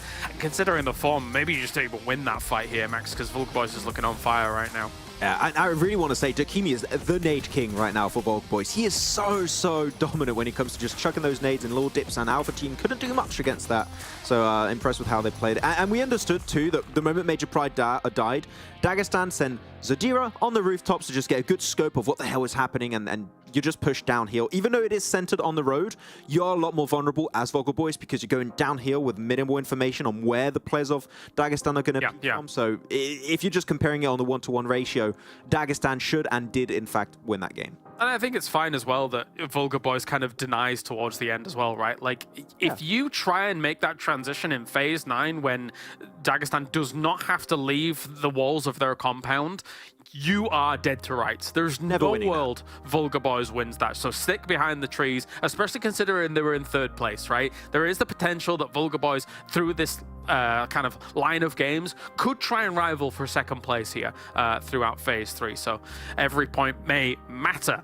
All right, well, let's take a look further on now as we continue and take a look at those numbers. Because 153 for Dagistan in 2nd place right now, catching up to those chicken dinners from MadBulls. Okay, as much as I'm sad about the fact that the 20 chicken dinners is probably not going to happen, it's probably gone. Dagistan, if they can get himself another strong amount of results today, they could be the one to overtake MadBulls. I would love to have a different team than MadBulls in 1st place one of these phases. It would be cool to see. It's cool competition between Dagistan and Vulgar Boys, though. Gladiators are bringing a few eliminations here and there, so they're still relevant. They're still in the conversation. But I'm loving this. Is the Dagistan Vulgar Boys phase, and I'm here for it. I'm living for it. Yeah, Titan and Major Pride have also moved up a little bit here throughout the day as well, finding themselves in 7th and 8th, because previously they were on the previous page, unfortunately for them. So we've seen a little bit of a slip for some of our teams, especially Nexus, well, the placement points. Still not getting it. Still 14. Still 14. Actually, I lied. Yesterday they started off on 12. They got 2 on the day. They started with 14. Like, they got 2 placement points over the course of a day and a half. Like, well, I don't know, Nexus. Like, we love the guys, but they're just not able to transition into the later stages. They frag out, but man, they die early. I want to see more placement points as well, Max. I agree. Like, but thank you. As you say, the fraggers really cool at that. Let's take a look at the numbers coming in for Miramar as we're moving on to the Dusty Dunes next. MadBulls sits atop the pack here at the moment, but look at that, number 4, good old Dagistan. Could we see 4 in a row, Max? Are they playing this game? No, they're not. Never mind. They could be, but not this game. Not this game. So the one after that, we're going to have some cheeky Miramar. Let's see how it goes. This might be a blessing in disguise. A little bit of a break, and then, you know, seeing how things are going. All right, well, check out the survey, do all that shenanigans, and now we are ready to head on over to the commentators for the Dusty Dunes, for Miramar. John and Blank, take it away. Oh, we're going straight in for the Dusty Dunes. We're ready for it. MadBulls and Dagistan not going to appear this time around, though. So the top 2 out of the running. Gladiators, Vulgar Boys, it's their chance to try and put as many points on the board as they can, because that gap has shrunk a little bit over towards that top side. Yeah, it's sort of funny that we've got Vulgar Boys as well as Dagistan chasing down MadBulls at the top. I think MadBulls pretty annoyed by this as well, because they're like, oh, we've had our game off. It's Dagistan's game off as well, so it's going to be straight back on the chase as soon as they finish their Miramar here. So over towards Sanhok once again, another Erangel. Obviously, we won't be seeing the 4 chicken dinners in a row. Technically, it could still happen over on our 4th match of the day after our very first semi-finals over on the TDMs, which I'm very excited for. Yeah, could be something pretty spectacular going on there. South Plane Path on this map over Impala down towards Minas del Sur. It's quite difficult, this plane path, Blank. It kind of isolates a lot of places away. La Cobraria, which as we know is the Gladiators' normal drop spot, very, very far flung. So potential for a little bit more immediate drop action. Hot drops maybe on their south side. Yeah, it's not an easy plane path at all, especially on Miramar. So a few teams probably will have to run into one another here, potentially. We'll see what happens. Nexus out early over towards Impala, so a nice little bit of looting for them early on. Like the boys on the desk were saying, come on lads, just a couple of placement points. Just a smidge of placement points. Just be one. lovely. Start with one. Just start with one, you know. That's all we ask. See if they can survive for a little bit longer, because, I mean, they haven't had the best of times today. It felt like that last Erangel was maybe their opportunity, Blank, but they were denied that out of MUERTE. Yeah, it's just a frustrating experience for them. I think they completely assumed it was going to be the exact same circle that they won on, so they immediately sent towards their spots. They're ready to go. They're raring for it. Circle moves off to the west. They're like, oh, well, plans out the window, boys. Got to figure something else out now. Which is always frustrating. But I mean, if that did move over towards the east, there's certainly a chance for them there. It was just unfortunate it went straight over towards Dagistan, who seemed to be a little bit blessed today. Protected by their Guardian Angel on the bridge.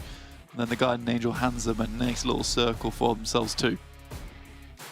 Just, they're spending all their favors though, Blank. I don't know, maybe looking towards those finals later in a week or two. It is going to be that they've cashed all their chits. Maybe we'll have to wait and see if they're able to keep the momentum going, because that is what it's all about, keeping that momentum, keeping that pace.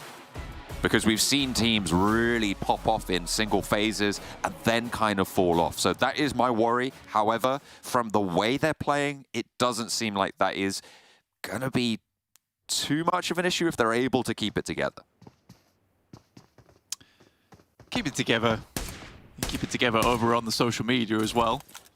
Because we keep it jam-packed over on that side. Crushed together. Over lack of Weetabix. As per usual, the Weetabix reference is there. Had mine this morning. I'm good to go. And so is social media man himself, Mr. Maxman, who will be bringing you all the memes, all the socials, all the good times over on Esports PUBGM EU over on Instagram as well as YouTube. So check it out whenever you can. You know, we're not asking for you to head there right now. You got 5 minutes later between your meal and whatever you want to do after that. Have a quick scroll. Don't scroll forever though. You got things to do.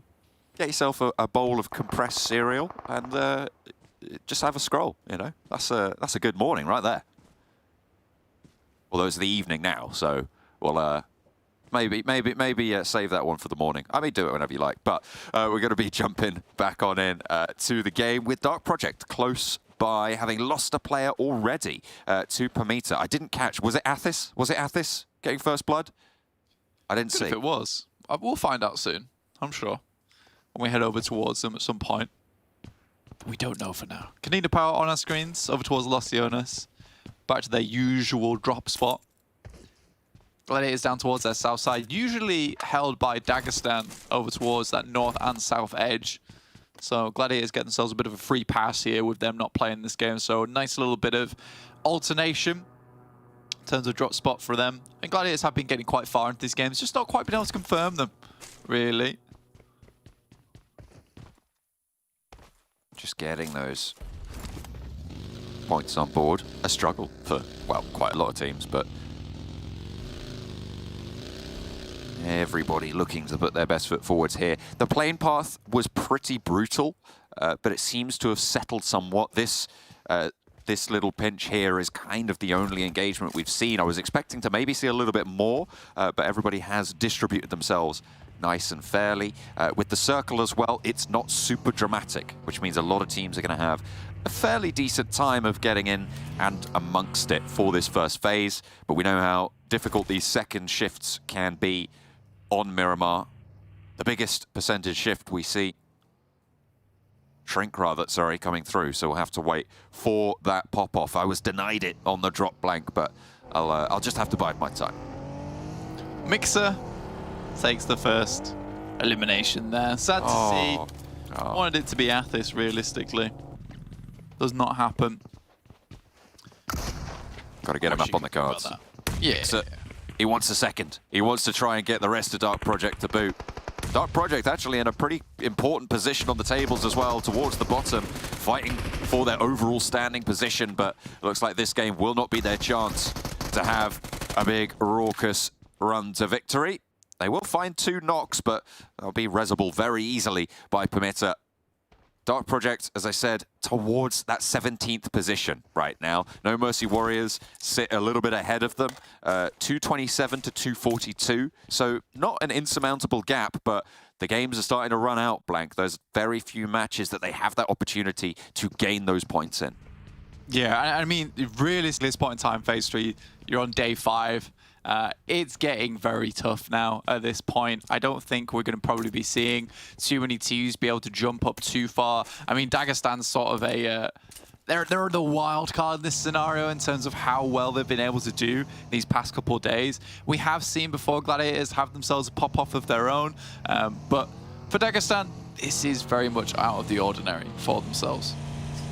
Absolutely, it's been lovely to see. And for me, before yesterday at the start of today, Vulgar Boys was really the team that had really come up, and I think we've spoken quite a lot about that. But Dagistan also had that presence, but for me, they've now overtaken as that front runner team that has shown that spark of improvement that we love about the PMPL leagues. And we'll hope to see a little bit more. Carry that through to those finals as much as you can. Tomorrow as well, they'll get that opportunity to play in towards the Livic match that will send the top 12 teams from this phase into. Exactly, and I think those Livic matches are quite important in terms of getting yourself a few additional points on board. A lot of the times, I mean, a few times teams in the past have been able to, you know, squeeze out just a couple more bonus points, which can be the difference maker in those finals. When it comes down to it, there's like 15 to 18 points potential overall on Livic, which is quite a large margin if you think about it. And with Dagistan slowly catching up towards MadBulls, Livic might just be the place to do it after all.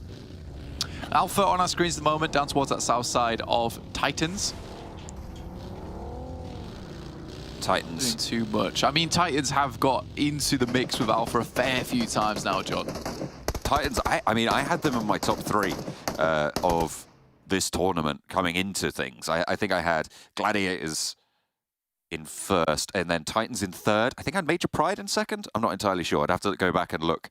But they are currently on the overalls in that third place. But it feels like, as it has done for quite a few of the higher up teams, a little bit shaky this phase. I mean, unless you look at Icy's performance on that Sanhok, which was absolutely incredible. Bananas, I would say, is an apt descriptor for that one. We'll have to see if they're able to try and execute effectively on this shift. But it's straight on top of Picardo. Could we see the finish happen in that central position, in that central settlement? I'd be interested to see that one. I love Picardo finishes overall, especially towards those foothills of Picardo on that north side. Can catch a lot of teams off guard where it's a case of, oh, maybe you have the team over towards those foothills winning. Maybe you have the team Picardo winning, depending on the circle. And can you make your way outside of Picardo? Can you make it towards those foothills to win the game? It's all very interesting overall. I mean, this still can shift over to some more interesting positions on the map as well. But we've got VIRTUS.PRO coming in from that northeast side. I would like to see VIRTUS.PRO do a little bit more in these games. We haven't talked about them quite a while now, John. I think they have a strong team. They got a little bit unlucky in the past in terms of placements, in terms of being able to get into the circle itself. And I just think it's the overall level of the lobby that's leveled up so much that it's difficult to find those openings anymore. Absolutely. That is Lovely to see Rokus struggling with the door frame there, but finally gets to cover. CJ into the back, though, to give his teammates some respite. Woodson's already down for the Unicorns. And from the top window, Reflect wants to have an impact. MacVin's down on the outside. Zashipa is traded off for him. CJ runs up and straight into 3 players from Alpha, taken down very quickly, leaving Rokus last to stand. Zashipa has already been taken away from the Alpha roster, but Nexus are in for the fight. Hang on a minute, there's KONINA Power as well behind them. There's 2 teams who have rocked straight up into this engagement, and it is a 4-way engagement now. MacVin's flushed away by Nexus. The shots are still raining through. Unicorns survive in Rokus, so do Alpha around the side, and KONINA Power have managed to envelop some of Nexus. It is absolutely popping off here. I said I wanted a bit of craziness, Blank, and I absolutely have been. Agorish moves over onto the hilltop here, wants some sightlines as Alpha mill around in their house of 3. It's a bit crazy so far. Good to see, though. Rollkiss, certainly not having the best time of his life at the moment. Last player from Unicorn to Love, still going. Alpha, just try and live this one out as long as possible. 3 players left alive for them. I love Alpha playing on Miramar as well, man. It's just unfortunate they're finding these southeast rotations up towards that north side of the map. A bit more tough a lot of times. I think they're scared about running into Titans a lot now too. So overall, not an easy position for them to be in. We do get a circle that centers up basically towards Picardo. So here's that magical finish you were looking for, John. Hey man, I've just been delivered everything I want, it seems, this time around. You know, you say you don't like Los Leones finishes. I'm a little bit of a fan of them. For the teams, it kind of sucks. It's such a difficult area. I think Picardo is a little bit more laid out, and I think you can have a little bit more of a tactical approach to a Picardo finish in those situations. It's just way less likely that it drops the final circles in there, because Los Leones is this massive, sprawling mess of buildings. Picardo, it's a little bit, you know, up and down. You've got the stadium at the top. It goes down into those hotels and then into those buildings to the south of it, or sorry, the apartment blocks in that middle section. I quite like it. We hate to see it at those early hot drops, Blank, but those later phases, I think it could be quite interesting. Brokis still holding on as he drops 1 as they try and move on in for Alpha. This fight has split apart into its various factions, and Mandarin will finally close it down. Goodness me. Could have been a bit more scary. I mean, the Alpha team down to 2, though, an ideal. So I think that they're pretty much ruined on this approach inwards. Titans decide they want to win a Miramar. Finally, they go, all right, let's just have Picardo. We're closest, we can take this, it's fine. Seems interesting to me. I mean, usually they just go for these engagements with Alpha team for the longest time.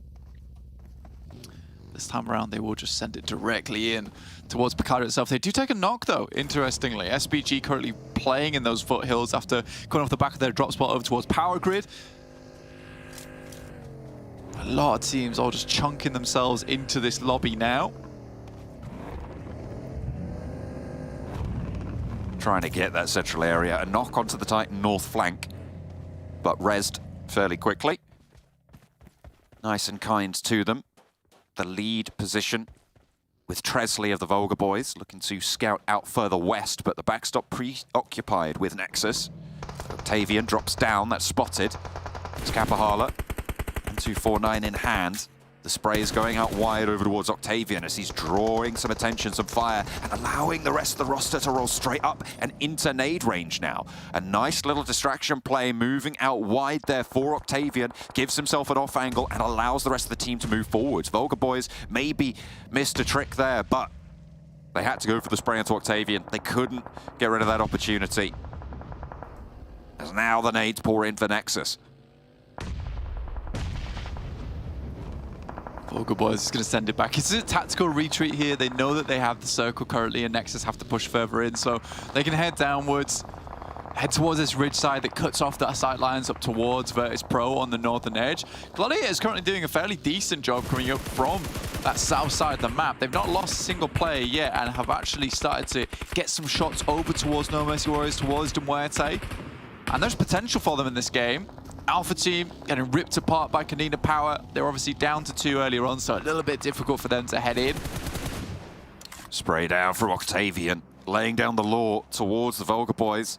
This is really solid stuff from Nexus. Their movements have been clean so far on the east. The question is, can they stay alive long enough to get a placement point blank? That is their crowning achievement if they're able to do it, to be able to bump off that 14 points of placement they've been able to achieve this phase. It's what we're wanting, but VIRTUS.PRO might have other ideas. Their middle stop is knocked in Beck, but they should be able to pull, sorry, no, it is Beck in the middle going down, but they should be able to pull that one back up. Unfortunately, their forward guard towards Vulgar Boys has been taken down as well. Ruda, a lot harder to get back up to his feet. Likely that they just have to abandon this one because they have to get to the circle. I mean, they're going to struggle right now. I mean, getting down from here is always not easy. I mean, Vulgar Boys, yes, they're hurting right now, but there's still potential for them to get back out from this. With the 2 players down over towards this side, it's a little bit more difficult. Beck just raining bullets into them. Like you said, the VIRTUS.PRO will have to get off this mountain at some point. And NEXUS looking for that magical placement point. The golden ticket. It's going to take them to finals. They got to open that chocolate bar first. And that eastern side is wrapped up tight. No treats easily extracted from it. Tresley gives them that challenge. And they peel the first quarter back blank. Vulgar Boys just down to 2. Pylas and Dakimi. Dakimi's actually been having a little bit of a resurgence, in my opinion. Doing quite well for the team. It's not all just Footsman anymore, which is good to see. VIRTUS.PRO do make their way in. Surprisingly enough, I think that for VIRTUS.PRO, it's not been an easy rotate for themselves. Titan's still just hunkered down towards Picardo. And Dakimi playing the old beach turtle method. It's working. They haven't spotted him. Not if Atlo's up there, he might. If he hops out at the wrong time. Shots over towards Elementrix from Major Pride. That's all the way in Picardo already. But they have got that ridge line. That will be a res. KONINA Power potentially having sight lines with Becca, but going to be tricky. As VIRTUS.PRO continue to stretch their way around towards that south side. The question is, are they going to overextend, leave themselves vulnerable to these picks? But they really don't have a choice here. Such a tricky route in. Look at the open ground between them and Major Pride. They're just going to gun it. They're just going to try and move as far forwards as they can. They're in the circle. They've got the ridge now. This has been fairly insane to get towards a spot.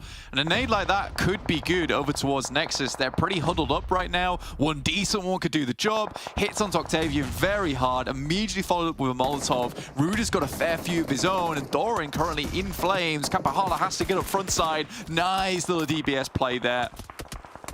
They see that placement point flash before their eyes, Blank, and they are vehemently opposed to letting it slip away. Kapahala might actually be backed off that ridge line. The shots from Picardo so oppressive, and they'll have to get to the far side of it. Circle down towards that southwest now. Does move far away from Picardo itself. An interesting position to be in. I mean, for TUNA, I do like this spot. It's not amazing because it is on the low ground. Typically, you will have to move out from here eventually. But honestly, MUERTE, it could be in for a big win here, potentially. There's a lot of options here. And that west side, if they can get rid of Shockwave, a lovely nade over towards Nexus, from Nexus over towards VIRTUS.PRO. Nexus are taking some hits themselves, but they are one step closer now to a placement point blank. 5 eliminations as well. I mean, we know they can frag. We've seen them frag. We just need them to live. That's what we want. Sorry, 1 sec. What? Oh. You okay? I think we might. You okay? Have you? Is it fixed? Are you back in? You locked and loaded? Maybe. I'm not entirely sure, but we're going to be heading on to the south side. Look at this, a little bit of a mess on the sprawling hills down here as the Gladiators take on KONINA Power. A better turn of events for the Gladiators, but no stretch is it a good one. Matic down and leaving 2 players active. KONINA Power similarly dispatched of, and another nade over from off Hayes finds another knock. Brilliant stuff from KONINA Power to keep them in it, but there's an answer. And Tixi with the launch over that big arm from the grave, and Becker left last standing for KONINA Power. Similar story for the Gladiators, but they are so much more split. And it's likely that the Gladiators are just going to go down here. Blank, I hope you managed to fix your mic. Are you dealing with some cats trying to get in amongst the wires? I'm not sure, but Gladiators certainly have some cat problems of their own, or rather, stallion problems here. Yeah.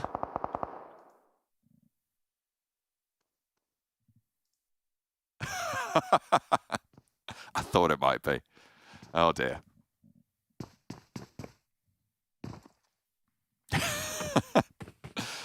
Well, Gladiators took a fight with KONINA Power on the south side. It didn't go well for either of them. It looked like it was going to go better for Gladiators, but then a lovely nade sealed the deal for KONINA Power. That's what's happened.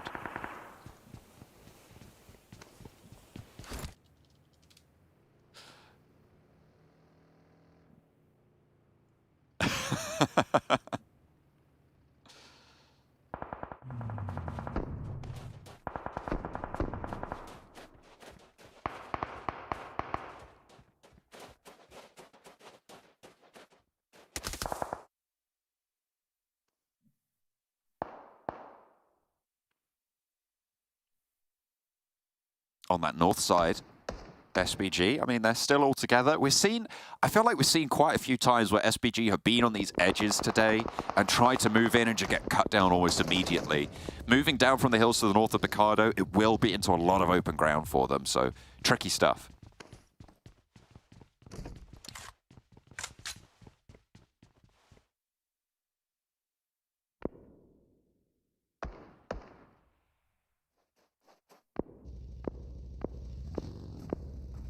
Oh, I think they can't hear you over in production, so I might have been having a conversation with myself. Hopefully, we could get that sorted. I think you're back on board. I've just been told, so we've got you back now, Blank. Yeah, I think so. I think so. I've done a full reset now. Okay. Excellent. Yeah, wonderful, great stuff. Love that for me. Oh, that's really put you in a stinker, hasn't it? Major Pride in a bit of a stinker of themselves. PERMITTA, 4 players alive on the edge of Picardo, and it looks like Major Pride's run through the settlement might be drawn short, but Havlik chimes in from Titan, and a spray down to get the flush over onto Athis. Another shot over onto Naomi, and more of Major Pride are put in the dirt as they try and leave, but it's just not going well. Mixer stealing that first blood from Athis. You cheeky boy there, but is going to continue to frag out. 2 on the card so far, and once more, the last one onto Naomi. A difficult position to be in for any of these lads on side. Naomi, last player alive for Major Pride. Rogo spotted. Havlik doing a decent job. And I mean, Titans right now still going very strong.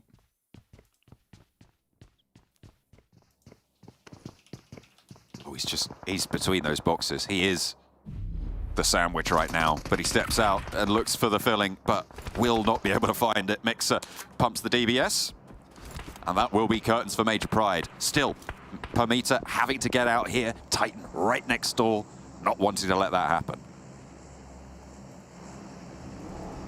For Titans, they really had to clear out practically everyone down towards this southern edge of themselves. They wanted to have a clear route out from Picardo. And to be honest with you, the amount of players that they've decimated in this region, Sneaks is last left alive for the team, slows it down as if the last player is gone inside that car, and then speeds it back up again. And he might just have pulled one hell of a little maneuver, but it is of Hayes who spots him as he attempts to get up towards the shack. 8 eliminations for Titan, as they're going to have to make their move now. Getting out of here, though, seen just how tricky it could be. Havlik makes a dash for some loot, and what the hell? Somehow gets out as well. He's going to have to pop that first aid pretty quickly. Maybe a bandage first, see if he can tide himself over. In the meantime, TUNA with this compound that stretches along the roadside in a great spot. to keep themselves alive, to keep themselves going. Shockwave looking to try and push up, but they don't really have a good direction to go. The circle not really super favoring anyone, but keeps Noshi in on that north side with TUNA available as well. TUNA having to leave here is a bit rough. It's a bit rough for everyone, basically, John. But Titans could get over towards the eastern side of this ridge. MUERTE really need to start figuring out exactly what they want to do in this location. Similarly to Titans, who cleared out the entirety of Picado, now they'll have to deal with Shockwave, deal with TUNA, maybe force these two teams together. No Mercy Wards underneath them. So a tall task for MUERTE, but this is where they really have to prove themselves, right? Because they have been very strong in the past with these splits. They have extremely good fraggers on the team. Now they have to show Plenty of ammo and looking to take Titan to task. Needs to rattle off a couple of good ones, good sprays. Over to this roster. He's playing as a solo. Yeah, he spotted through the gap in that smoke there. And Havlik looking for the spray. Takimi descends, but he's still got the blue at his back.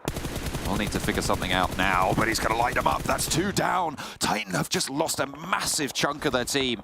That north flank on the 2-2 has been decimated. And Takimi, the arbiter for them, Rob's in the middle, and Havlik might be lit up next. Takimi with the blue zone has to push across, gets through the gap, and Havlik not able to stop him. Rob's is down, and Titan might just be out of luck. Oh my God. Takimi makes it. Can he get through? Can he weather the storm now? Because they were taking shots as well. He hits the deck, 2 first aids, and he is safe for now, but the blue zone keeps pushing. He's going to have to keep running this one down. And off Hayes, I'm pretty sure, has a pretty good sneaking suspicion of where they're playing. MUERTE has lost a player on down on bended knee. Shockwave equally is hurting badly too. And TUNA is looking to put the hurt on over towards this team. Continuing to push in. Nice confirm there onto Aza from Milky Way. And MUERTE are still up and kicking. They decide to head it down towards the south side. As Zero, as well as TUNA, are getting scarily close now. Great confirm over towards No Mercy coming through from MUERTE, but more shots now from KONINA Power and TUNA. MUERTE's backs are against the wall. A well-timed flex out for TUNA to gain control of this circle. MUERTE, you're right, they have got it all to go so far. And TUNA with a lot of control, but MUERTE still very much in it. These heals can come through. They are back as 4. Obito down in the open, and they might have just split a little bit too wide here, Blank. Sure, they've got that high ground on the north, but as soon as that's taken out by the blue zone, they do not have that high ground advantage anymore. The peaks over these hillsides from MUERTE, even from KONINA Power, can be very, very strong. Milky Way looking to scout out this direction. Becca ready awaiting. Purple close, and there's the nade from off Hayes. The backstop, excellent for KONINA Power. They've been through it. 8 eliminations, Blank. You remember, right now, MUERTE is on the edge of the blue. They still have to move into the circle. 2 players from KONINA Power. Malloy just has to send up. It's a great distraction play there. He peeks out. Corker's there in the back line to try and attempt to get a little bit of damage done over towards him. But a nasty nade causes even more problems. Furious down next, and it's all down to Corker. KONINA Power playing off one another beautifully. 5 and 5 on the tally, 10 in total. The double-digit decimators on this South Point now with that second place guaranteed. They want more though, and if TUNA are split for too much longer, they might just find that those nades from Of Hayes find them as well. Zero taken low. They're playing as 3. Purple is forwards now, looking for that spray, that challenge. Becca wants the heal first. The Molotovs to slow things down, to allow them to gather their power as they want more. 2 versus 3, 6 and 5. KONINA Power break back, looking for nades in the boxes here. Noshi wants to launch one through. Looks like it might be good and on target, but it just goes a little bit long. Of Hayes stays alive. Becca challenges Noshi. With this launch, I think they both know where each other are. He's the cook good. Will he find this knock? That's damage, but it's not the knock. Not just yet. The Zero just going to hide in the back line. Zone 9 now will start to close up. It's a good smoke, and it's a good couple of molly coming through from KONINA Power. Give themselves a bit of room to play with up front with a UMP and a DBS. They couldn't be asking for anything better in terms of close-range machinery, but Zero on a fantastic flank should be able to finish off the game, and TUNA will take it home on a chicken dinner. As Maxman has said many times in the past, TUNA, Miramar, stats, good, and that's why they take the win here. Absolutely beautiful. You know who loves tuna? Cats, Blank. And that, I think, is what yours was sensing there. He smelled the tuna in the wind and knew what was coming. He went frantic, and so did they. They were able to punch out down south. That timely flex, maybe a little bit overzealous. They were punished in the middle, but in the end, they were able to close it down. Absolutely, they were. We have to close it down here for now whilst I fix all my cables on my PC. So in the meantime, we'll send this back over to Kale and Max. An unbelievable chicken dinner. I think they only got themselves 4 eliminations. I mean, it's Tuna here with the victory for this one. Joining me, Maxman, to talk about it. I'm surprised, though, that Tuna wasn't punished earlier in this game with the split they have across Warehouse and Longhouse up at the north side here, Max. But they get the win, so good stuff by them. I think I was telling you during the game, like, oh, someone's going to crash that. And you keep getting another circle shift and another circle shift and another circle shift, and no one crashes it. And they all avoid that northern compound, which is very surprising. We had this exact circle, right, Kalaris? I think in phase 2, where it was KASIK team, they were doing the same kind of hold on the compound, and then you have 3 teams crash it because they know it is so vulnerable. One singular team cannot hold it down, but Tuna just got away with murder pretty much, and then got the win off the back of it. Yeah, they got away with a significant amount up in that north side, and as you can see here for Tuna, they don't convert too many eliminations off the back of it, but a win's a win. KONINA Ridgeline is they're willing to fight Gladiators a bit early in the game, taking a bit of a risk. But if they win that fight, they can play the Ridge, and then, who knows, maybe get to the podium and maybe get a chicken dinner. Unfortunately, Zero got an amazing spray, 1 single spray on the M4 and gets 2 eliminations to confirm the entirety of KONINA power, but good on them. And I do feel like, you stated it too, that MUERTE should have been doing a little bit more. They just locked down in that compound and missed out on a lot of valuable information and just didn't know how to transition later on. Yeah, there's a few ways to look at it, right, as we take a look at the numbers as well, is that if MUERTE moves a little bit more east and kind of into the center of that ridgeline as a whole, if you then start eliminating either the north or the south before they're able to make landfall on that kind of hill, maybe you could make more of a meal of that game as MUERTE. But they're a bit hesitant on the west side here to be able to try and move into that area, and as such, it may have cost them. I mean, there is the potential, Max, that you get crunched down on that spot, but have lick from Titans. Woohoo, indeed. What is that? They swept all of the teams under the rug in Picado. They got rid of PERMITTA, they got rid of also Major Pride. Then there was Dokimi. Just 1v3 pretty much the entirety of the team. Yeah. Even as a solo now, Vulgar Boys are just, they're still relevant. They're still a scary team or individuals to go up against. So I feel like Dokimi, we talked a lot about Foops, man. Dokimi has really impressed me in the past phase and a half, and his nades is great, and he's just got a 1v3 against one of the best talented teams in the lobby, which is Titans, so you can never overlook them now. They are always going to be a possible threat in these games. It feels like there's been a paradigm shift for Vulgar Boys, which is ridiculous in execution compared to where we were at here for phase 1 and phase 2. They just look, as you say, like a legitimate threat on the battlegrounds, where they just did not in phase 1 and 2. But through the highlights here, you can see why Titan might have been able to do a lot of damage. Havlik having the boxing ring, able to just shoot at everything from Picado. It's a great vantage point to have until it's not, until it's pushed out of the circle. Yeah, and it was a bit tough though. SPG, I'm still surprised they rotated this way downhill 1 by 1. Yep, you're always going to have these little cracks in the hilltop. They're always going to host a player or two, and they're always going to try and ruin your day. A full crash onto TUNA Esport, you know it's vulnerable. That would have been the best option in my mind for SPG, but instead they fight Shockwave, and the French Revolution was on once more. And Dakimi just starts popping off, oh, once more, and Titan had no idea he was there.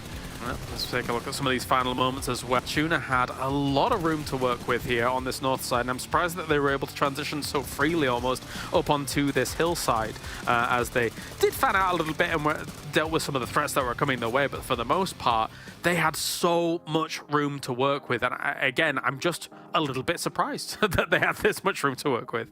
I'm starting to think already of who's going to be the MVP of the day. Is it going to be a Vulgar Boys player? Is it going to be a Dagistan player? Like, it's going to be cool to see a new name up there on the list. Yeah, so. yeah. I mean, it's going to be hard to pick, though. Let's check out the overalls then and see if Tuna's been able to move up a little bit more against all of this. Into 4th place with it, with the 128 points now, jumping over Gladiators. And we see now that, unfortunately for Major Pride, KONINA Power was able to leapfrog them. So pushing Major Pride off this first page. Yeah, we keep saying it, a singular game, you're going to have a lot of movement in the middle of the pack. The top is pretty much solidified when you get to Vulgar Boys, Dagistan, and especially MadBulls. They're going to start playing now, this next match, so intrigued to see how that's going to be going down. But yeah, the bottom is a lot of movement every single match, it seems, which is interesting.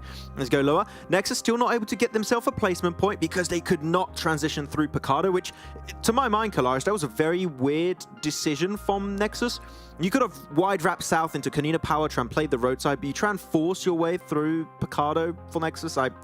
It's not going to be very successful when you have 3 teams at the time in that spot, so I'm not a big fan of it. Tough stuff, and we now have ourselves the next 2 games. But before we do that, we have got ourselves the UK Combat Club as John and Blank are going to head into the gladiatorial arena for a TDM. That's right. We're in for the fight. We're scrapping. Unfortunately, it's not actually us. I don't think that would be the most entertaining. But we are going to be getting into match 17. That's right. It's Titan versus KASIK in the semi-final, the first of 2 semi-finals that we've got, and it will be the chance to make that first progression into those finals. It's going to be the most legendary TDM. Considering these boys have been battling one another on Sanhok for the last 3 weeks. It has been non-stop. They want revenge. Skills has already pulled out the M24. Looking for the big sniper shots. He wants to humiliate the Titans. Imagine. If you get shot by that, humiliation immediately. They write it down. They say, "Oh, never going to respect that guy again." Probs turns tail. Will not be able to run away, though. Havlik, similar story there, up top, and immediately 2 on the cards for KASIK team. Rob's going to look for another nade, sends it through. Only finds a little bit of damage, though. And Engish will send in one of his own. Big hitter, not quite a knock, though, as Havlik gets away with it. And there's a very passive start here. I mean, they've been scrapping. They know each other's game. So they're just waiting for it. They're just biding their time. Another nade from Havlik. Splits the difference. Match. Yeah, first minute, 2 points. Camping going on. Tell you that right now. Oh dear, has he naded himself? Oh, he's bait him in. He's just naded himself. He denies the point! He's potted himself. Oh, it's amazing. What is going on? How does that happen? I mean, sure, is that huge brain or is that just super dumb? I can't quite figure it out. It's kind of wild. I think that's mega mind, actually, because he was in their spawn. He doesn't really want to be there in the first place, so gets the immediate return to base. But we have tied things up. Never mind. Untied. Like a shoelace in an opportune moment. We're untied. 6-3 in the favor of KASIK. Havlik trying to move in, and Skills is maybe with another cheeky play. I still can't get over that self-nade. I feel like you have that one shot, right? And then you know you just got to hit the deck on the nade. He prepped the emergency evac beforehand. It was amazing.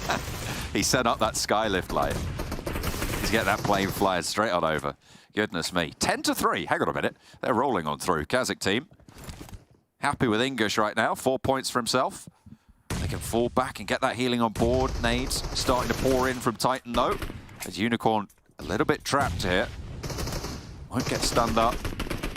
They just continue to peek. Trofka lays into him with the SKS. This is domination right now from KASIK team. They are absolutely playing the crossfire perfectly. Skills isn't even here. They're handling business, only giving 1 away, taking 2. Icy evens that number on this small scrap, but it's not enough. They're only on 5.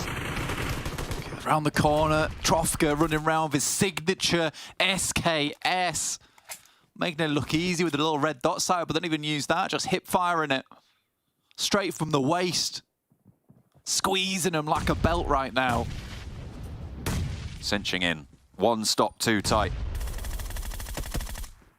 Getting out that hole punch, adding another stop as well. Seeing what he could do. Keep that squeeze going tight. Able to take down that backstab position as Icy gets traded off. 8-17. Over double the scoreline right now for KASIK. They're happy to bide their time, wait for these picks to present themselves, take the trades where they can find them. Skillses looks for the M114. Spots old boy. Gonna give him any of that. Trofka though goes down. Nice little flank coming through from Havlik. Attempts to get it in there. Will distract him long enough for a couple more eliminations to come through, but it's Skillses getting a bit of damage done. Robs pops up and English is there. The heavy hitter, the big fragger, the top lad on the squad. English and extinguished is the team of Titans. They are having a real tough time of it. 12 to 21, flip those digits. That's number Wang. Robs wants to try and put more on. As KASIK continues that nade as well. That's the good thing about going down, is you get more nades to play with. An old boy able to capitalize, but it just keeps getting traded off. 24 to 14, they are still 10 points ahead, Blank. Halfway mark almost reached, 5.5 minutes on the clock. Of course, it's first to 40 or whoever has the highest total at the end of the timer.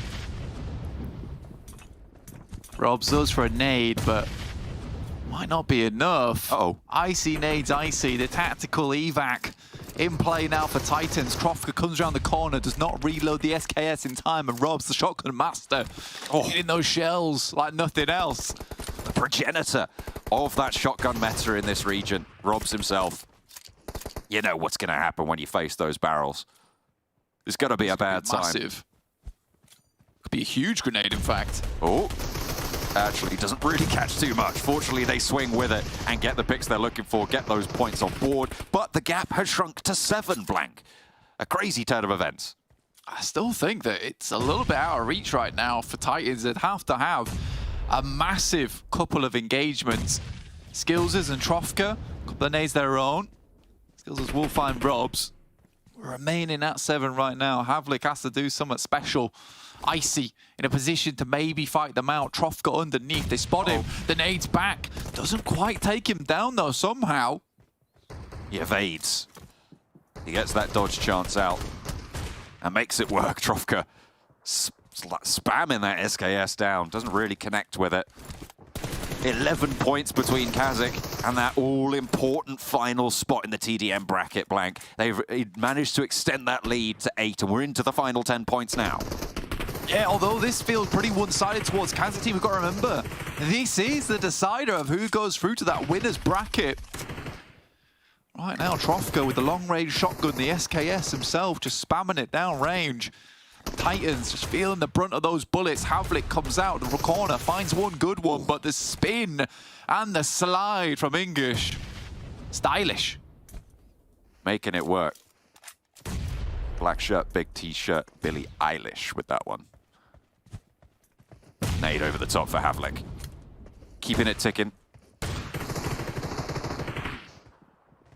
And keeping those frags rolling. He's sliding back. Again, keeping that style play. Let's go. I like it. 33 points on the cards. Trofka with the shots again. I love that SKS tapper. So they're almost locking him down right now. There's not much they can do. Trofka's eating the key. The padlock is firmly in place. Robs comes out. The SKS is there. They knew he was in position, yet still walked right into his trap.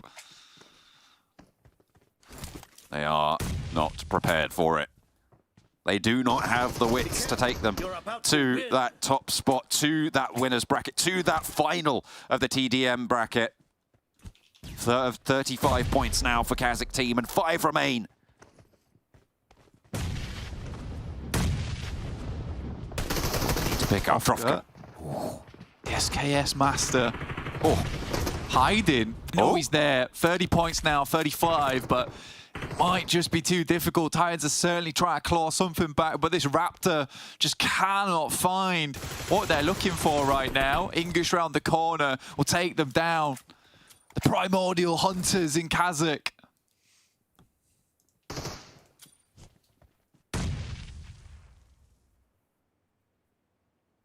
Trying to move forwards, 4 points remain, and this is slowing down now. Titan need to pick up clean eliminations, but they are traded, and that is not good news. Skillses slips out on the heel, excellent turn, and goes for more as well. 39 points, 1 remains, and it will be closed down, 40 to 32, and that is KASIK team taking that first final spot. Who will join them? We'll have to wait and see, because we've got a Sanhok on the cards next. big old slap across the face of Titans there. I love that coming through from the guys on KASIK. They're sick of it. They're sick of this punishment they've been subjected to from the Titans. And finally, they get a little bit of revenge here, John. And I'm so happy to see it. So happy to see it indeed. I think they deserve that win. They'll be heading towards the winner's bracket. What a match. What a game. I love to see it. But heading over to Sanhok now as our 4th match of the day. It's back to Titan jail. Back to Painan with you. Cast asunder. They are playing in this one. Did double check. So we will be seeing them dropping out there. We've also got MadBulls and Dagistan back in the mix, but no Vulgar Boys. So potential no potential for them to gain points here, to eat into that gap a little bit more between them and the MadBulls. And a chance for MadBulls to, for a 3rd time, break that 200-point mark on the phase. They are the only team who has been able to do so for the first 2 phases in a row. And this time around, I mean, they've got a lot of games left and they only need 13 points, but it could get a little bit hairy if they keep playing the way they are now. Yeah, it's surprising. I mean, Dagestan really have caught up in a big way here. So for Dagestan, slightly important game because let's be honest, right? Yes, they've had a fantastic day. If they want to get 1st place, they sort of have to win 1 out of 2 of these games at the end of the day. A big tall order, but, you know, I think they can handle it. They're big boys. I mean, remember as well, they are still on a 3-peat chicken dinner. They weren't playing in that Miramar, which means that they are still on their win streak. Can they keep it going? That's the question that you're asking, isn't it? That's correct, John. I've correctly identified what you've said is what's happening. Yeah. I feel like I'm in a strange interview right now. That was what you were saying, correct? Oh dear. Do you agree? Am I getting sent off to HR right now? Look, I didn't want to... We'll talk about this after the broadcast. I'm sure it's fine. I'm sure it's fine. They just want to know if you're happy with Titans drops here, because right now, seems like they might be, because KASIK are going to run away. And we said it might be Titan jail, but at the moment, KASIK, the ones flagging, left to just Trofka, no SKS to back him up. I mean, it's Titan jail right now. I mean, one last player.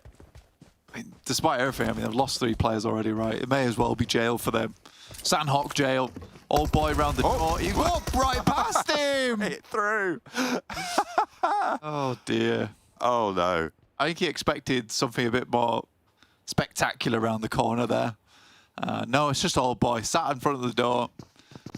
Who rests right in front of the door? Who does that? Yeah, no, pretty crazy. And Titans get up to 4 players. So another chance at Sanhok for Titans, potentially. You love it. I mean, we'll see what they can do. The circle on the northeast, they're going to have to find their way out of Painan. No Vulgar Boys split for them to contend with there as well. Yeah, it is weird because it just feels like Titans decided they like winning. And so, you know, their Miramar looks a lot stronger. They don't just sit around with Alpha Team the whole time.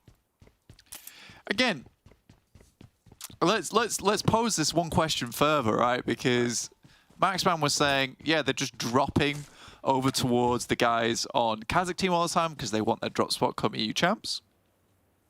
They're dropping over towards maybe Alpha all the time, Minas Generalis, because they want their Minas Generalis spot as well in the EU champs. Which feels like a completely twisted way to play this game.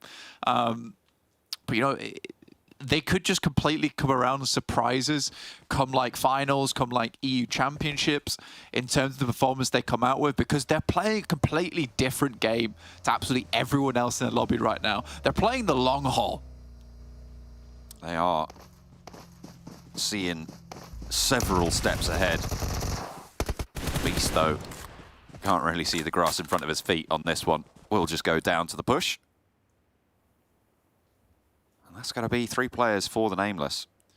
Dark Project, again, I said this earlier, in actually a pretty crucial position on the tables, right? They do have a gap to try and make up here. In 17th place, you do not make it to the finals on the general rankings. They need to step up to 16th place, and between them and No Mercy Warriors, they're currently looking at an 18-point difference. So every point they can gain, and the faster that No Mercy Warriors go down, the better for them. They still have, I think it's 4 or 5 matches still left to play in this phase, so they need to gain these points when they can if they want a chance at taking that bottom spot, moving in towards those finals.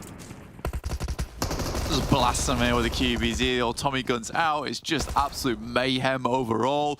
He's trying to punch him out too. Oh, it's unfortunate on the stairs, a little bit more difficult to do there. And I think that could have potentially been Titans down to just the one player.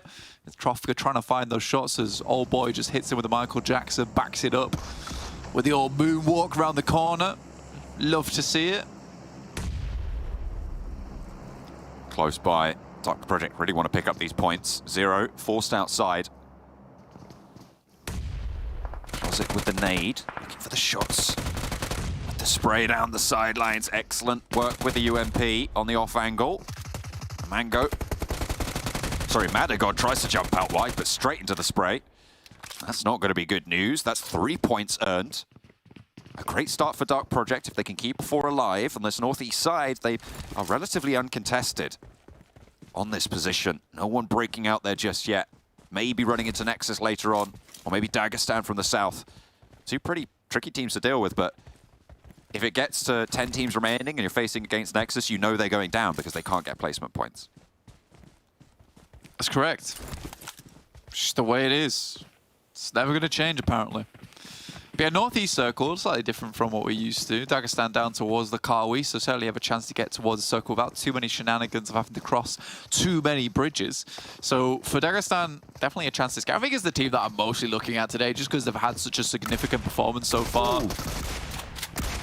Brutal from Mango. Opens up for 1 and a second as well. They split up, and Dark Project do not move together, although maybe with the DBS it could have been harsher, but they are knocked down to 2. That's disastrous, Blank.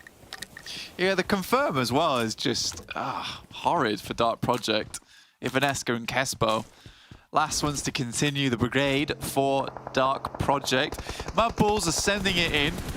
Pretty wild maneuver, let's say, past No Mercy Warriors. They take a heavy hit. Tulika's out. Fleeke's hit hard. The vehicle smoking. And they're going to have to get out of it before it explodes. No choice, really. And running up this hill is not ideal either. Directly into some nasty sightlines. No Mercy Warriors as well, picking up that point. That is the team that I was talking about before, sat ahead of Dark Project. So they're able to keep that stanchion in place for the time being. Nomi taking a knock. Not quite taking a knock, not just taking that last shot, but low health will have to force that heal. Fleeke crawling around in the grass as Rolkis steps up on the rock, is absolutely broadside to him, but they don't have the team angle right now to take this shot. Frozen, however. He just goes down and MadBulls are on 2. Fleeke close by. I think Rolkis might know. Repositions away. A backstab potential as the remaining 2 players from MadBulls are super split. That nade, it's on the right rock. Is it going to bubble over? It's so close to taking down Fleeke. They know exactly where he is now, but he has that sliver of HP to play with. You can't count him out until he's fully down. CJ moves in as well. He drops that smoke, trying to give himself some cover. Moves away from the rock. Knows he can't get renaded. He's got no first aid kit either. Does not bode well for MadBulls, also considering Dagistan's still in this game. They're going to earn 0 points, even easier to catch up once again. We did see earlier today on Sanhok 2 players from MadBulls get very, very far in, and Zerich with some very nice little shots does not spot Rolkis. Oh dear me. That feels like a moment that Zerich should have just popped off in as well. A chance, but it is denied. Fleeke, I think he thought he had the nade in hand there, taking a couple of shots at the rock. A long nade over towards Rolkis behind the vehicle, but it's cooked just too long. Wants to put another one in. Can he get the cook right this time? It's just drops short, though, of the vehicle. I think that tagged a little bit of damage there. Maybe spotting a player underneath, and he's got Major Pride to worry about as well. His nades might be finding them, but no, he's just going to get put down there. Fleeke, I think, hears those shots, knows what's going on, and backs off. KONINA Power find a sneaky little angle over their way in the meantime. Yeah, it's overall, this has been a lot of third parties coming through. MadBulls now just down to Fleeke. No first aid kit. He is just running with stimulants at the moment. Slowly topping him up here. He's just guzzling those painkillers as fast as possible. He's got a natural immunity to paracetamol, this man. He's built that tolerance.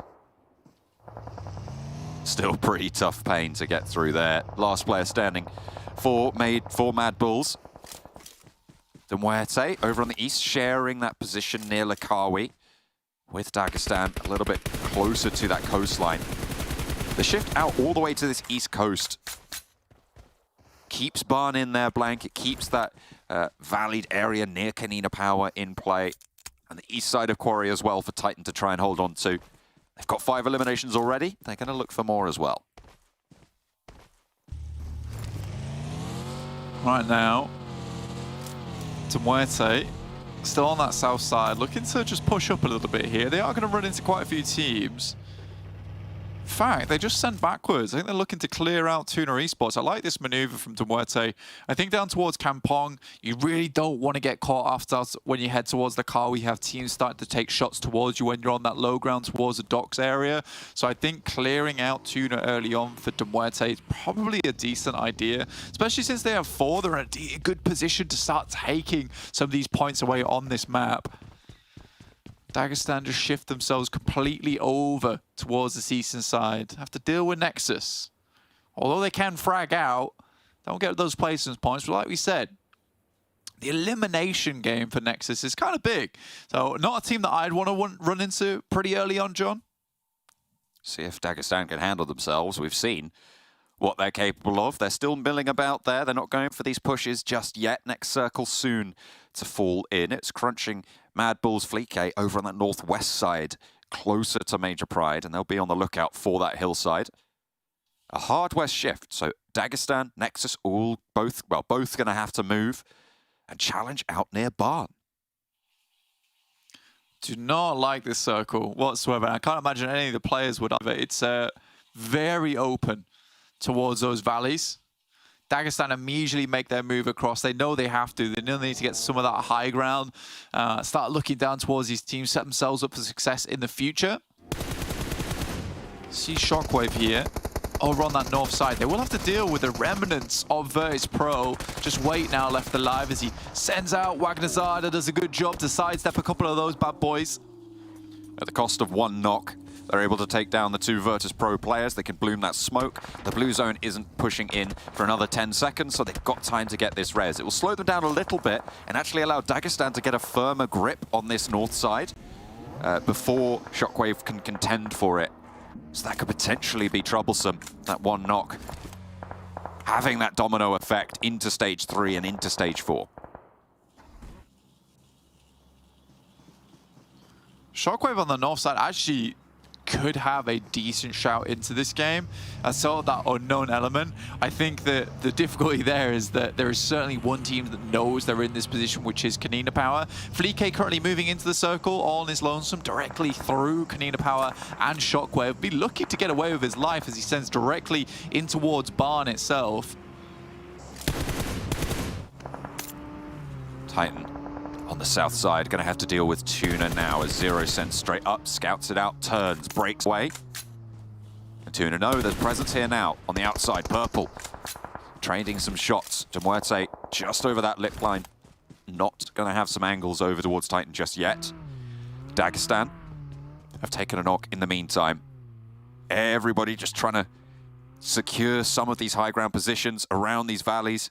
You can see that top point there. For Dagistan, close to Redox. SHOCKWAVE trying to skirt around this compound. NEXUS may be forced into a fight with them. Blank, there's 10 teams remaining. NEXUS are close to a point, but are they going to be able to achieve it? The first spray down is good, but it's traded off. Octavian able to find one on the sidelines. 2 players active for SHOCKWAVE, and a third knock goes through, but Octavian's taken down a peg as well. 2 players running around now for NEXUS. Kapahala all the way out on that east side. Very, very split. Might be able to keep them in this one. SHOCKWAVE punished. Dagistan might have their east flank removed entirely with a 2-way engagement, but Zadira eats a nade from Redox, who's still going on this flank. 9 teams remain, Blank. Yeah, luckily here for Dagistan, Redox is out of nades, which is a huge thing. And the only players that can res the 2 from NEXUS are Kapahala, who's all the way out the way, and Redox, who is up close and personal. With a shift towards the northern side, hopefully we will see Dagistan be able to remove Nexus and then be able to move over towards that western side. But the moment KONINA Power having a fairly decent position up towards that northern edge, compound does have sight lines down towards that south side. It might just be a case at this point in time that we do see Dagistan give this one up. Just backing it through. There's 9 teams remaining, blank. It's the Nexus placement game, I'm telling you. They're off that 14. Titan gonna try and roll straight on in. A pretty hectic crash. They go straight in for it. Bold, sure, I'll give them that, but might be a little bit too bold for them. Zashipa, the only one to go down so far in response. Rob's the last to stand for them, and he's got basically no HP there. Looking for the shots, does get Zashipa and gets the flush through as well, but Robs will fall to the nade from Mandarin, and Alpha are down to 2. That hurts. That just feels like a full-on belly flop from Titans, but just like a belly flop certainly hurts, it hurt Alpha when it landed on top of him. Titans tend to do this quite a bit though. They are a bit of a Hail Mary team. You know, the game's not going too well. Let's just see if we can take a position in the circle. If we die, we die.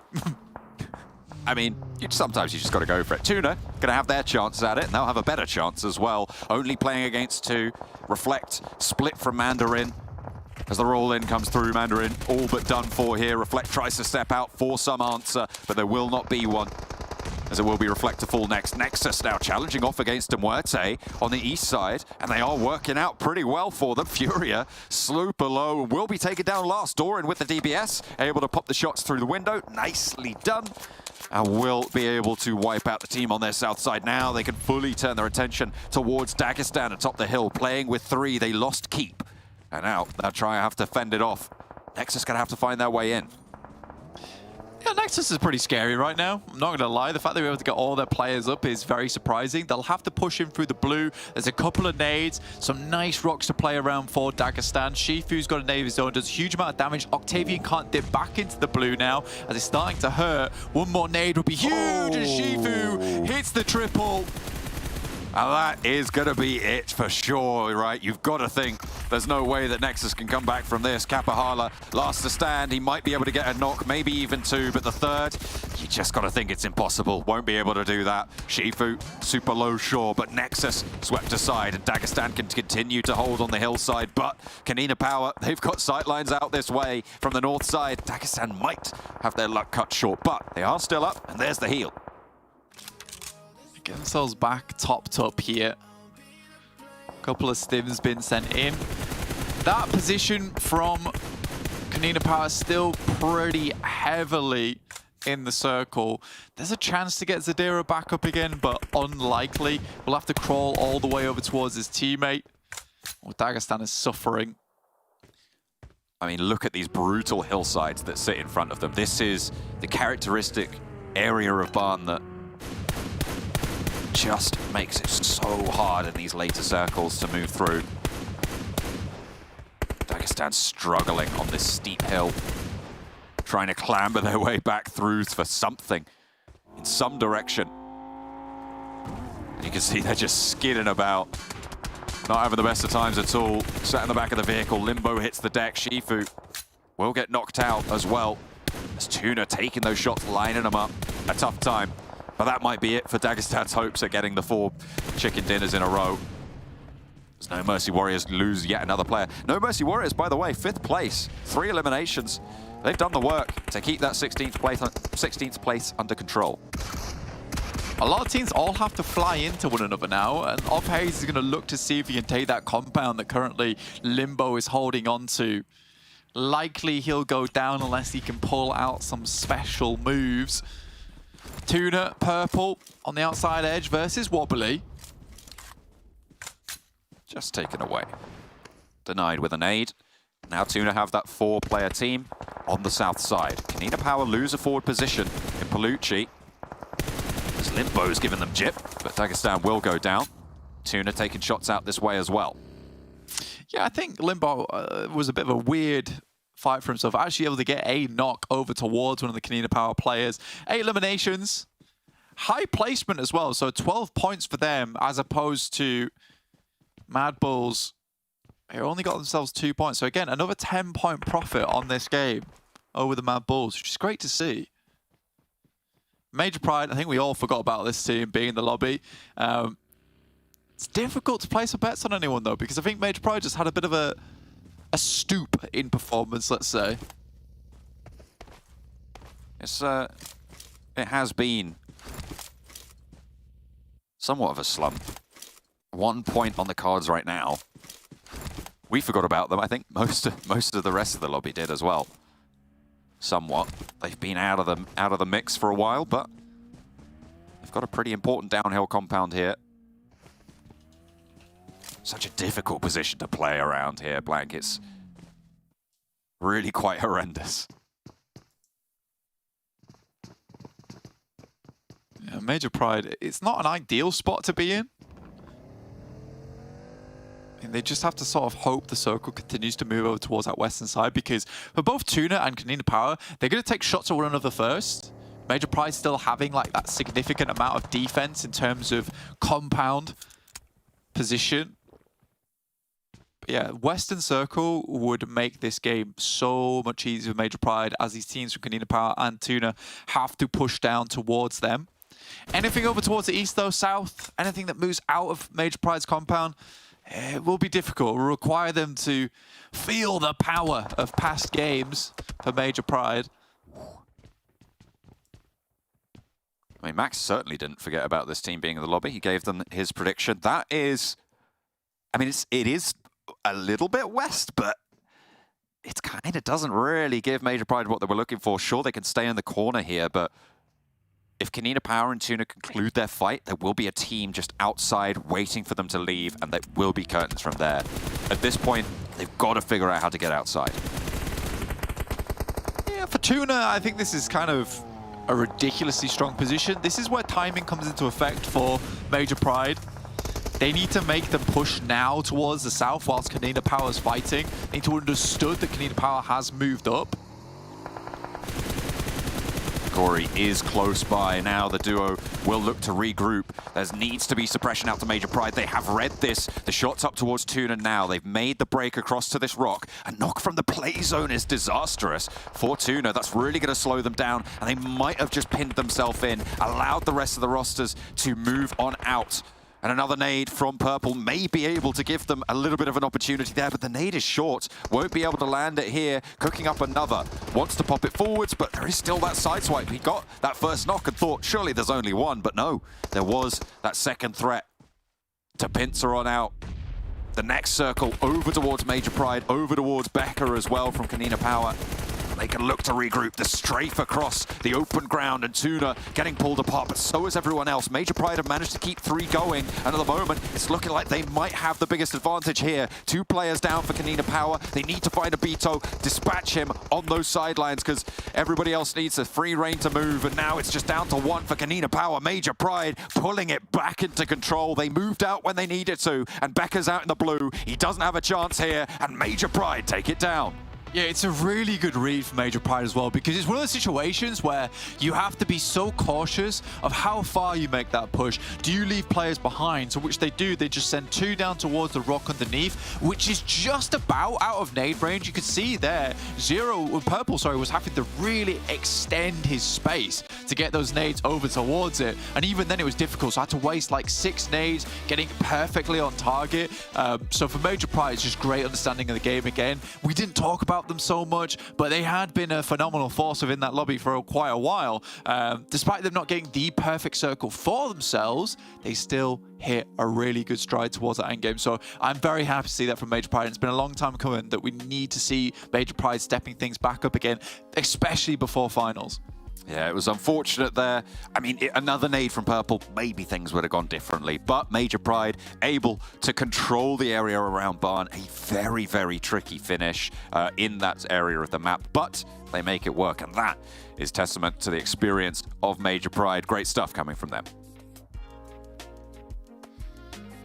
Well, yeah, Major Pride gets themselves the win on the board. I'm a little bit conflicted, though, about these last couple of games, because our Sanhok was awesome to start off the day, but since then, it feels like it's been pretty easy wins for the rest of the teams. Major Pride, they had nobody to contest with on the west side since phase 2. They had all of this room, and then the circle goes over to this compound and goes okay.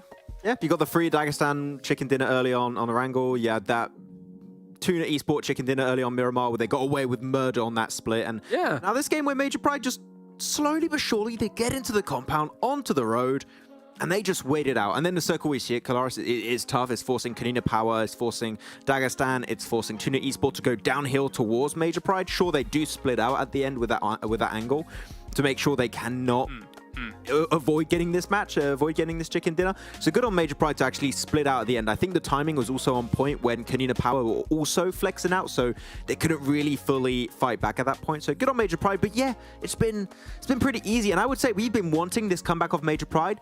It is not the dominant comeback I'm looking for. I still want to see more.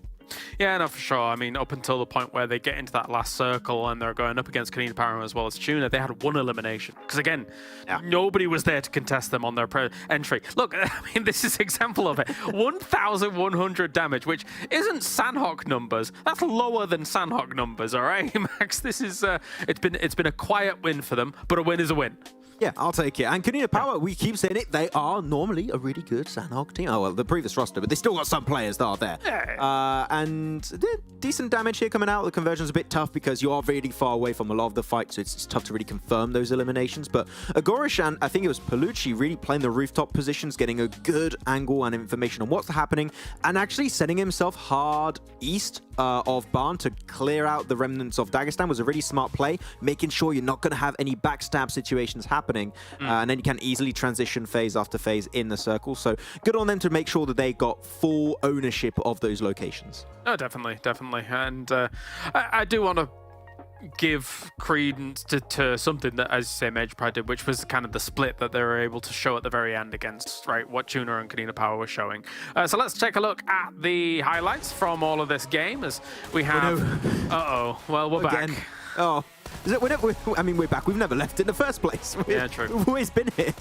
Stop blocking the staircase. Get out! I mean, the point still stands that they clearly want to clear this spot. And actually, Blank mentioned at the start of that game, they also want to do the same in Minas Generalis and Miramar, possibly. So they just want to make sure they got their 2 spots once they go into the championship. Because again, if you are just joining now, it is literally impossible for Titan to qualify in PMGC through PMGC points. The only way to make in PMGC this year is through championships. So they need to be able to play their game to its fullest, which means having your drops fully free when you go in the champs. Yeah, definitely. As we take a little bit look further on the field, and MadBulls knocks, unfortunately, by Unicorns of Love, a rare Unicorns of Love W here. Is how I'll describe it. They stopped dropping in Same. Look at that. What's happening? Wow. Wow, that's so cool. And they eliminate most of the players of MadBulls too. They just came to ruin it for them. And actually good. Major Pride. We mentioned the fact they got the chicken dinner. MadBulls dying early makes that gap close a little bit on PMGC points. It's not a huge amount, but it's significant. It could be impactful once we head into the finals. So good to keep in mind. As this was a weird breach. I don't know why everyone sent it to Alpha Team, but they just kept defending, and that nade was insane. Oh. Well, yeah, we didn't get quite a Dagistan 4 in a row, but we still were able to see them do a lot in this game. It feels like they're really on fire. Obviously, they've had the previous game off. They weren't there. But now, getting back into this Sanhok, they got themselves, what, like 12 points or something like that to Dagistan? And let's take a look at the numbers here, because this was them off the back of effectively 3 wins in a row, a break, and then coming in and getting 8 elims off and also the 4 placement points. Whew. Yeah, that's extreme consistency when it comes to points influx they're able to secure. And I loved it too because they were in a circle. They were in a relatively good position. It was a bit of a high ground. They were really safe. And they hear far over to the east, they hear Shockwave fighting Nexus. They're like, okay, we could be idle, not get involved. Or, listen out, we get involved, we get a ton of eliminations, and then we have an easy transition from the eastern edge, which after that, you're going downhill into Barn. There's no way you're going to survive that. But again, they see these opportunities and they take it every single time. So I just love how they understand the value of taking these fights early on to just try and set yourself up for the later stages. It's really good. Like, the improvement of this team is so great to see throughout these phases. Yeah, what a phenomenal day and a half, let's call it, I suppose, here so far. They've still got another game in hand for today. Let's take a look at the overalls and see how it's going. Look at how much Dagistan has caught up with MadBulls. That is redonkulous here for them to be able to be in second place and be that close to where MadBulls is, because start of the day, Max, we were saying it, everyone was saying it, the world was saying it. There's no way anyone's catching up to MadBulls. Now it's genuinely a reality. Yeah, I've ruined it with my 20 chicken dinner prediction. You have, yeah. Yeah, kind of not going the way I was expecting. But yeah, the gap has been closing significantly. Major Pride have made it up on that top page, though. They've made it. There was a bit of back and forth with Major Pride in the middle of the pack. But the gap is so small. One more game, they could be in top 4, but top 3 and above, it's a bit hard to reach. Yeah, many questions remain unanswered. One of them being, is the Max curse back here at PMPL EU Fall? A terrifying prospect for any team being picked by the Max man here, as we've got our 9th through 16th. Extra 2 points. Whoa. Oh, they did get 2 placement points. They got 2. Did Celebration. you predict that they were going to get a lot of placement points at the start of this phase? Is that what's happened? I mean, no, I don't think. curse. Did I even say anything? I don't know. I don't know. Talk about Nexus. No. Just a terrifying prospect in general. Anytime Max talks about a team, it's unreal. All right, well, Monster is here for us. Don't have Max talk about Monster. I'll talk about Monster. I don't want you cursing Monster Energy here for us here at PMPL Fall EU, because they're awesome. And we're now getting into our final game of the day here for day number 5. It will be John and Blank bringing you all the action. Absolutely, it absolutely will be. We're going into Erangel now. Blank, we've got the last of the maps for the day coming on through. The last chance for Dagistan to try and get into that gap that they have closed so well against the MadBulls for today. Yeah, I mean, 165 to 189, certainly possible. One last day to really hammer it home as well. Maybe running out of gas just a little bit, but I do think, regardless of all that, it was a strong game from Dagistan. They kind of got ruined beans by the circle. Again, it's a give and take. They got that really easy win over an Erangel, so they can't be too upset about it. But back here again, looking for themselves a few more points. If they wanted to get back up towards that top side, I think they need 24 points total to tie themselves up here with the MadBulls. That's 14 limbs and a chicken dinner. Unlikely to happen, considering MadBulls also have a chance in this game, but they have just not been feeling it today whatsoever. And I think that will have a knock-on effect towards how they're playing. KONINA Power, Major Pride, NEXUS, Dark Project will not be playing this one, so no more chances at NEXUS placement points today. No. You have been stopped. I mean, they got 2. Come on, don't be reasonable, Blank. They've already got 2 today, so that's good stuff from them. They've been able to outperform themselves. But yeah, you're right. Let's put a stop to that madness. No more for them. Eastern Plain Path, Novo to Severny. Should be fairly accessible for most areas.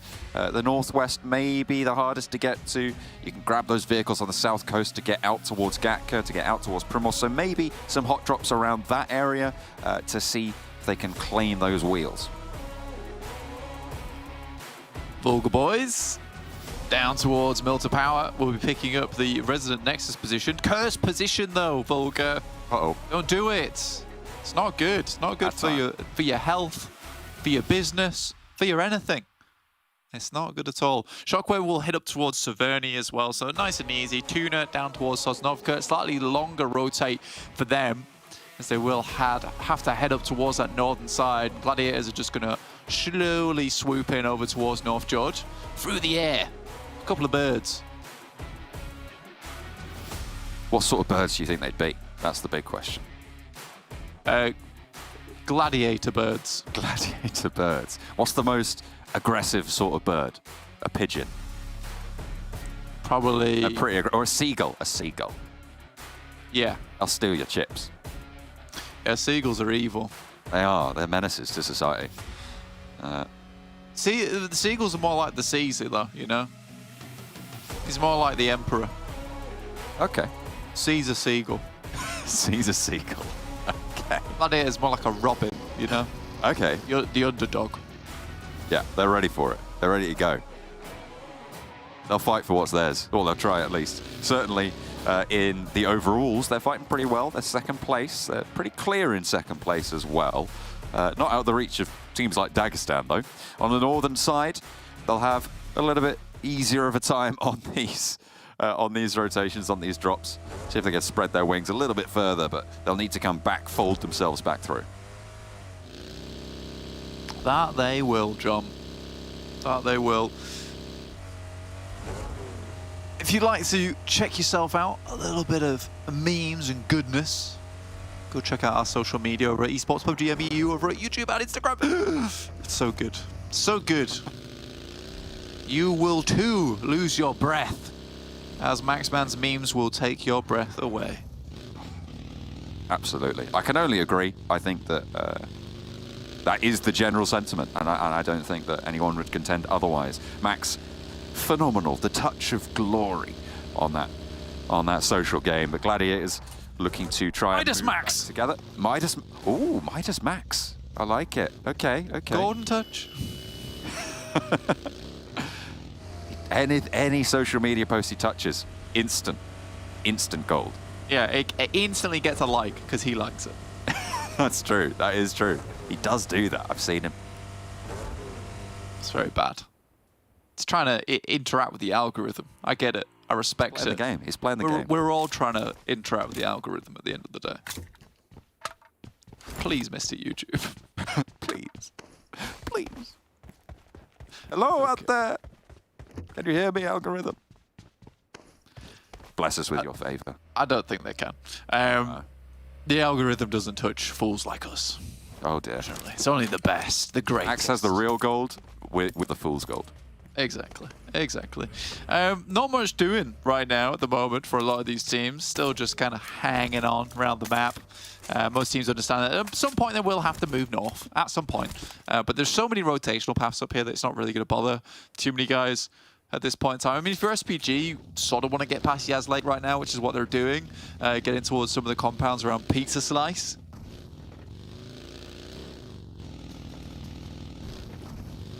And that sort of area. Shifu trying to catch those wheels. They look pretty spiky, pretty deadly, but Triceratops horn's not really connecting with Mandarin. Oh, he's dancing. He's happy with those feet. Goodness me, Shifu. Is he going to go for another? No, he just disengaged on that. He got away with it. Nice little play there coming through from Mandarin, keeping themselves in. It was like a bit of chess as well, right? Because, you know, he was circling around the tree, pretended like he was leaving, ran across the road, and then he dipped to the left in the Mandarin. It was nice. It was both players just thinking into the future. Several steps ahead. That's what you like. They run that engine. They know, this is a +1 if I do this. Yeah, it's the algorithm. Again. It's always the algorithm. It always comes back to the algorithm. Always.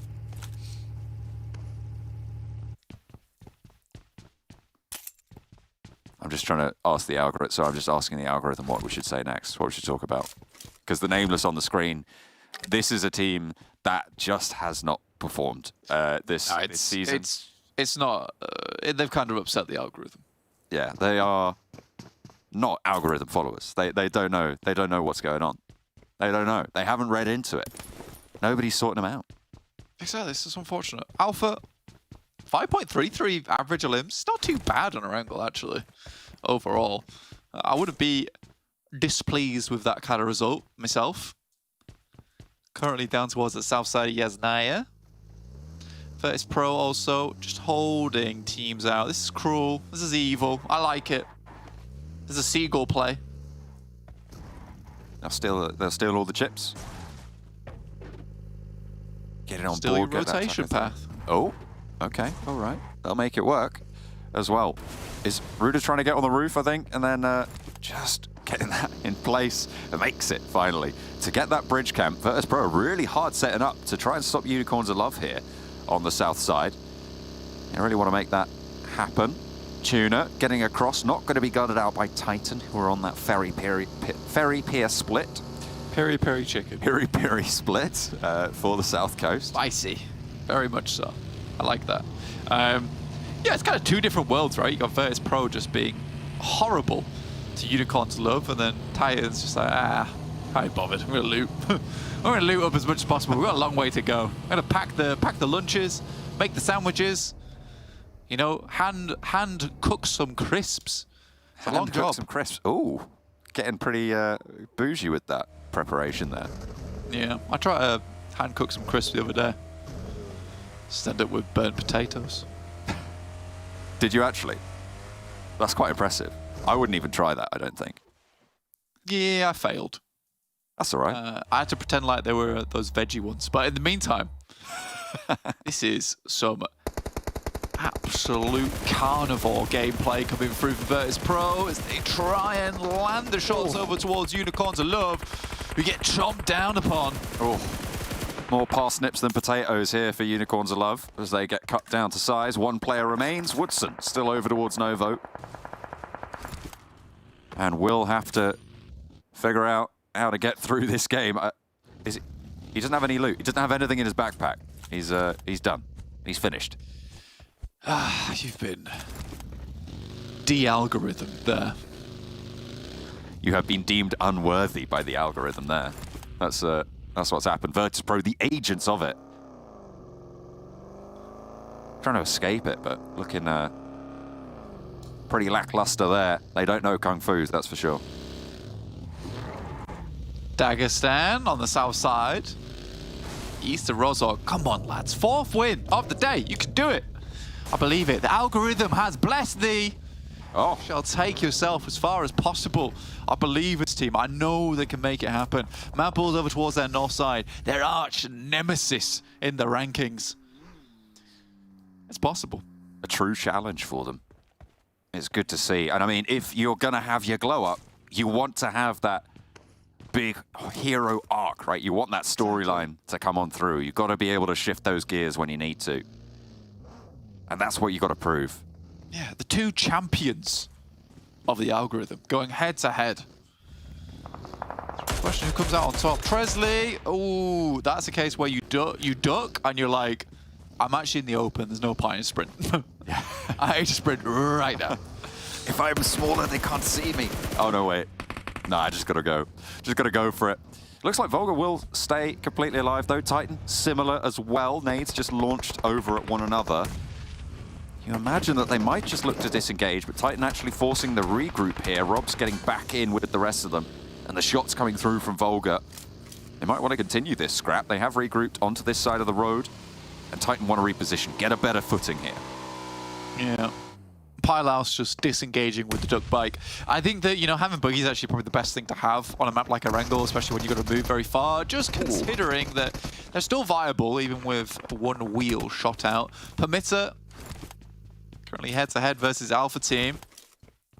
Still have 4 players alive right now, but in the midst of Yaz Fields, just on the edge in this compound. Not ideal. They will have to face off against a lot of teams coming in. PERMITTA cut down to 2. Split Rogo and Snakes over out in the Yasnaya Fields. Gladiators in the meantime, we hop over to the western side. No Mercy Warriors to their southwest. Looking to push in behind Tixi. And behind the main glut of it all. Who's that hanging out with them as well?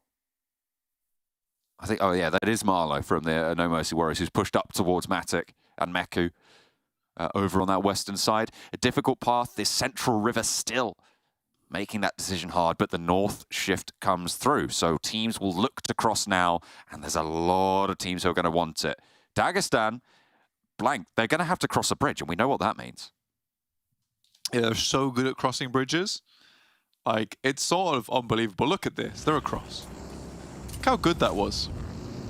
Immediately. They just know how to do it. One step, and then the second step. What's after that? And 3, 4, 5, 6, 7, 8, 9. And then you're across bridge. Excellent. How it's done. I like that. I'll have to write that down. Can you send that to me after? I need to get some advice on that. That's right.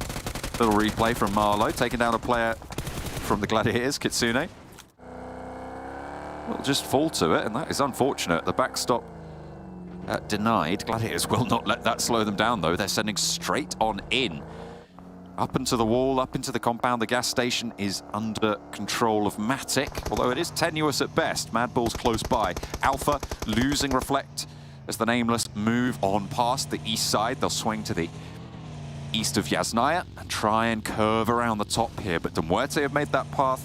SBG have also made that path. Vulgar Boys will be in the way as well, so it is treacherous, as well as the rest of Alpha. They are right at the back of this queue, and I don't think they're going to have a good time getting through here.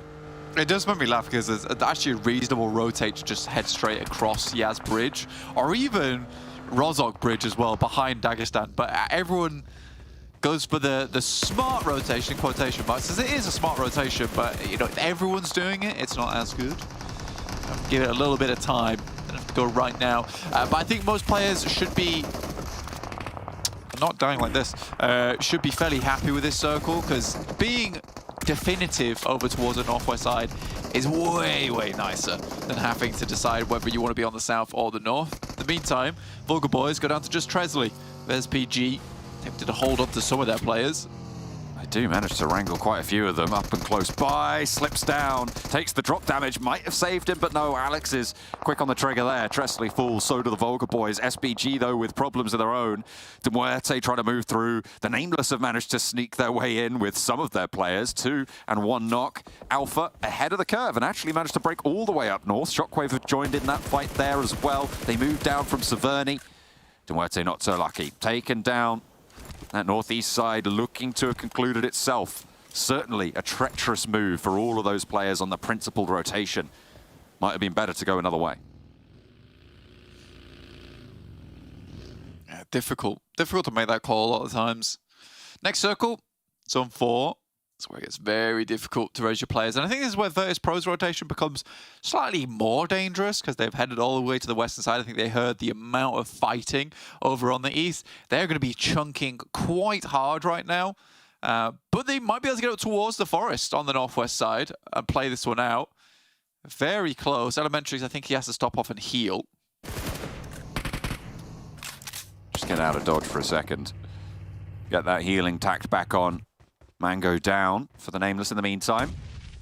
Narvalo launches the nade, keeps that suppression through. Beast, I think, actually ate quite a bit of that. Another long launch from Narvalo. The flush comes through from SnowX. That one won't burst on. They'll have to fold back.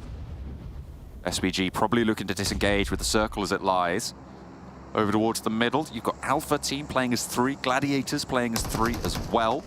Southside KASIK to play on a 2-2 split, potentially in the hills. Keep Dagistan. Send off with the rest of his team. Just get up towards this compound, play it out. It is right on the edge of the circle, but it's better than nothing. They lose Shifu. Not ideal.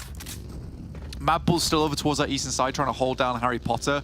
Cut some of these teams out, but we're one of the first teams within this circle, actually. And I think it is slightly odd that they continue to hold these positions. I think they're looking to maybe try and sweep on the edge from now on. With some strong spots already taken this early in the game. I mean, PERMITTA probably dead to rights here. As you can see on your screen, Sneaks goes down. Just Rogo now remaining for them. Tough times for sure. VIRTUS.PRO close to No Mercy Warriors. Astic takes the damage and takes the knock from Beck as well. Far from ideal. VIRTUS.PRO up to 5 eliminations playing on the west. Wobbly tries to play close. Elementrix is felled by Marlow on the sidelines and flushed away, so VIRTUS.PRO losing a player there. Wobbly dealt with very, very quickly. So playing as 3, likely that they will be the ones to survive here, but Marlow still in action for No Mercy Warriors. Watch Me as well, also managing to find a route out there. They didn't really hold on to that compound super hard and will pay the price of 2 of their players. TUNA runs over Corker. That is unfortunate, and will just go for the swing back around to just fully flush him out. Again, this very much feels like a sweeping playstyle. Flique is down, but that was actually a big blow towards MUERTE, now down to just 1 player. They could have easily played on with just the 2, but that has made things very rough. TUNA Esports moving up over towards KASIK team in the 3-story. Not an easy building to actually take control of. And the fact that they've been able to get this close up just shows a very good control of their push. Good smokes as well. Denies the sightlines on the bottom floor. Forces them up into just 2 floors itself. It's smart play. And No Sheet looking for skills as he tries to make a big play on the outside. Oh, she gets that communication from his team and knows there's a player pushing him on that angle. TUNA have lost a player, but KASIK are fairly safe for these reses. Ingush goes down, but Zero doesn't quite have the angle. There's the nade to get the flush, though. Was that the Renock? I think it was. Just coming on through. Unicorn sprays down purple. They try to capitalize on what they found. 2 players sure for KASIK are down, but the TUNA team are just losing players now. They're down to 2. They're shredded away, and Skillses can get rezzed as well. A little bit of a march ahead of them, though. They want to conclude, and Dagistan are waiting to pounce as soon as they present the opportunity. Dagistan probably don't want to get too far into this engagement. It's not worth it really fighting for 3-star at this point in time, especially when it's going to move away. You've seen how difficult it is to assault this building. Very difficult to land your nades properly. There is Molotov sent in. They're decent from Noshi, but he is now final player, just him as well as Zero. And you might be right, John. You know, in fact, Dagistan are sending over. I don't think this is worth it, personally. Perhaps not, but it's the choice they've made. Zero is so close. I don't think they know that there's a player here. They should have spotted that buggy, so they might be aware. Noshi, certainly known. And right in the blue as well. No way you're getting that one back, unfortunately. A spray down. Lovely spray from Zadira on towards Ingush. Skillses breaks out, and KASIK are trying to find the route out. Steps up, that's his chance, but it was denied. Dagistan now have played enough of a spoiler, but the blue zone knocks one. That is disaster for Dagistan, leaving them on 2 players. To be honest, I think that was as best as it could have gone for Dagistan there in that situation. Like, the worst case scenario, you run into 2 teams of 3. You're the outside threat, so KASIK's taking shots at you, TUNA's also taking shots at you. A difficult push to make, and I think it's only really worked because of how good the players on Dagistan are playing today. Goodness me. Keep just gets crushed between the vehicle. That is a bad time for Tulika. Taking the L there. The MadBulls are down. And it's a chance for Dagistan, even though they only have the 1 player, to continue to put a dent in it. In that gap that was shrunk so dearly. Keep sends out wide, close to Furia from MUERTE. Doesn't run him down. I think he spotted something there. Be it vehicle or player. A very split decision from the panel on the predictions. Looks like Alpha are holding off well against VIRTUS.PRO in a central area. Shockwave have moved down to join, though. Gladiators taking shots out their way. Yeah, I think that this is pretty open area, especially in the pizza slice itself. Pretty grim to play around in this position. Furia, last player alive right now for MUERTE with the MG3. Keep is just attempting to find some kind of position to play going forward. Knows he wants a couple more of those placement points. Now KASIK team entering the mix. They are starting to move up, move north. Close it in. Alpha have been in the shack for a while. Shockwave managed to get down. Terminus still playing the off angle there. Furia jumps out of the way just in time. The ghillie suit playing well in this open field finish. The bright coloured guns might give it away a little bit, but either way, still a little bit more cover than maybe anyone else would have had. Certainly spotted by Titan at this stage, though, by the looks of things. Next circle just about to pop. In comes the push. Ragnazada leading the charge. Scars as well. There's the flush onto Tashipa. Mandarin on the inside. Wants to drop this nade out through the window. Just about posts it. And it's on to Aza. Only finds the 1. Ragnazada sprayed down on the entrance. And Mandarin playing such a big spoiler here. The crossfire as well coming through from SBG. Posts another one. Straight on out and bobbles. Does not quite find the damage just yet. Looks for it but isn't going to find it. There's another to be found, but they have got that. There's a crash. SBG are here. Scars is into the fight. And straight away Aza's down. There's the return knock though. And Shockwave trying to keep it together, but it's just Terminus now on the back foot. This is so unfortunate for them, as SBG fall in the face of it as well. Trying to take everybody out. Alpha are down. And now just Terminus for Shockwave. SBG take control of the center. Such a funny thing as well, because Shockwave falls the oldest trick in the book, the old shack underhand. It is really, really grim to see.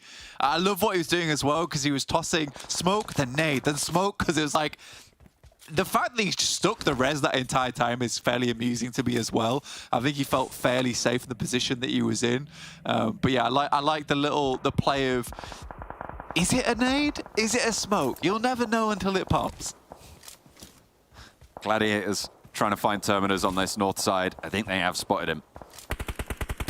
Gladiators just waiting. This smoke train, I mean, SPG emptying their magazines that way as well. Somehow he's not gone down just yet, though. Gladiators will have to move as well. The longer Terminus can stay out here, the less angles Gladiators will have towards him. He makes it to this next smoke, but there he's spotted. Narvalo picks that up, and Shockwave are down. Now the Gladiators are going to get out of dodge, hopefully, as fast as possible. Just making sure, I mean, respect, honestly. Tixie gets up towards the roadside, starts tossing some nades in, gives themselves a little bit of cover to work with. Overall, Gladiators, I think they played this compound fairly smartly. They're just ensuring, again, this is the old Gladiators paranoia. I think it works out sometimes, though. If you get shot from behind, you didn't clear that angle, you're so angry. I think I'd rather clear an angle as much as possible to the point of just ridiculousness rather than get shot in the back. And just all lose the game. All right, lose the game later because you were delayed rather than get shot in the back. Yeah, that's what I prefer. All right, okay. Little insight into your strategy book there, and to be fair, Gladiators seem to be reading out the same leaf. So good news on that front. SPG, 12 eliminations so far on this match. A real turn up for this team. Tixie, though, goes down to KASIK team, who have marched up from this south side. They're playing on a fairly low elimination count right now, 3 so far on the tally, and they're faced off against Matic. Trofka able to handle that one. Easy flush as well. Meku the last now, and does get naded out. They know he's in the smoke. He'll cut out the right side, hits the deck, and somehow avoids that spray, but they'll look for a little bit more now. 6 teams still remaining. There's quite a few solos. VIRTUS.PRO, MUERTE, Gladiators, all playing with one. Yeah, sort of confused here by the Gladiators. It feels like they just walked out into open zone. It's a good couple of knocks, though, coming through from Meku, playing around this smoke wonderfully. Doesn't have any more left, so Skills has continued to take shots towards him. Meku! What was that, bro? They knew where he was, and they just didn't. They didn't do anything about it, Blank. He just took them all down. Oh my goodness. Well, the Gladiators ruin KASIK's chances. Or I should say the Gladiator ruins KASIK's chances. That is really unfortunate. 4 teams remain. Yes. A duo and 3 solos. 4 teams, 5 players. It's kind of insane. It's not what you usually see every day of the week. But yeah, very, very much could be anybody's game. Narvalo and Snowx all trying to figure out where these players are. They know fairly certain where the guys from Gladiators is. Furia could be a real game changer in this map, especially with the ghillie suit, no backpack. That's kind of a big move from him. Snowx also losing a player. Narvalo goes down. No one flushes it, though. This could realistically be a full 1 versus 1 in a 4-way combat. This is getting pretty brutal here. Nades so important now as well. Not only are they knocks, they're flushes on everybody who's up. Snowx so split from the team. There's no way you pick Narvalo back up. Furia confirms that. Gives his spot away. Ruda spotted next. Bam! He's going. Finds those 2 points. SBG, 14 eliminations, but there are 3 teams now remaining. Blank, I don't think we expected Meku to get this far into top 3, but here we are yet again. In this situation, I think you're the only one whose prediction has made it to these top 3. Yeah, I mean, this is kind of utter chance at this point in time. But to be honest with you, if Gladiators hadn't have just exposed themselves that angle on the right-hand side as much as they did, because they had cover from all of this. I think the fact that they spent like 2 hours clearing out 1 player of Terminus and then didn't bother to look over the right side, they weren't reading out the same book as me at that point, which felt very not Gladiator-esque. Meku, though, yeah, Meku, though, what a player in that situation. Really, really good stuff. Somehow just getting 1v1s on every single one of those players, and half of the time they had their backs turned to him fully. Oh, he's not even looking at the tree. I think he's going to get taken out in the next, like, 10 seconds, personally. Oh, he stood up. Has he? I think he stood up. No, he's just shimmying on his belly. There we go. Now he's having a look. He's aware. Ooh, is he? I wonder how many nades he has. He has no clue. He should have quite a few, because I think he got a lot of death crates over on that side versus KASIK. That's true. Yeah, I'm almost certain Furia wins this. Almost certain. He's outside of the zone, though. Yeah, but Meku continues to crawl towards him. He's pulled out the MG3. I think he's got nades. He sees the buggy. He's got 3 nades, 2 mollies. Come on, son. Drops the backpack. I don't think Fury has spotted him. He knows there's a player up there. Oh, he has spotted him. Yeah. There he goes. Well played. I mean, next 10 seconds, I was right, technically. So another prediction in the bag for me. Mwah. Okay, yep, good. 10 seconds is, I think we have different definitions of that, but I'll give you that. That's fair. Furia You're did not know. blessed by the algorithm. That is true. You algorithmic me have outplayed me here. Yeah, obviously. Furia, I genuinely think Furia wins this. He just wins the whole thing. I mean, Snoix is a good player, but MG3 is just kind of nuts. Again, it's what I said earlier. The Gilly no backpack kind of is a huge play in this final circle. I mean, everything coming together with the 4 one-player teams. Yeah, Gilly no backpack, MG3, disgusting. Such a good chance for MUERTE. Snoix topping up those stims. No stims for Furia. So tag battles go the way of Snoix. I don't think we're going to see that, to be honest. Yeah, the amount of bullets the MG3 spits out, I think it should be game over in a matter of seconds. Final circle. Oh, it's a good thing he was looking right. Oh my goodness. Snoix definitely doesn't know. He definitely doesn't know where Furia is, but neither does Furia, similarly. Unless he spotted that smoke grenade coming through. He'll know the vicinity, but nothing more than He that. thinks he's at the car. He keeps checking down towards the tree as well. God, both of these players just waiting. This is the final zone, and it is just going to close. They will have to appear to one another at some point. I think Furia might be exposed first. It's not entirely clear, but this ridgeline in front of him is what's keeping him safe from Snoix right now. Oh, he can crouch behind the car. This is kind of broken, but the circle's just going to keep pushing him in here. Oh, there he is. He's seen him. He's for sure seen him, but they've seen each other. Furia. Oh, he's getting lit up. And it's Snoix. Right at the end there. SPG, 15 eliminations and the chicken dinner right at the end. The ghillie suit, sure, it's powerful. But when you crest a ridgeline, when you give that silhouette, that's it. That's curtains. And SPG able to take home a chicken dinner. Interesting finish. I'm not sure what he tried to do at the end there, like try to crawl back out into the blue. He's like, no, let me leave. I don't want to be here anymore. But yeah, it's a good play from Fury. I mean, to be honest with you, he was one of the first solo players in that final circle. So the fact that he got to second place is pretty decent. But SPG got to be happy with that one. Well done to the French squad, the French powerhouse. Wonderful stuff. We're going to go over to another French powerhouse. It's Max over on the desk with Kale. More of a French energy-saving battery, I suppose. But anyway, it's Max Manny's here.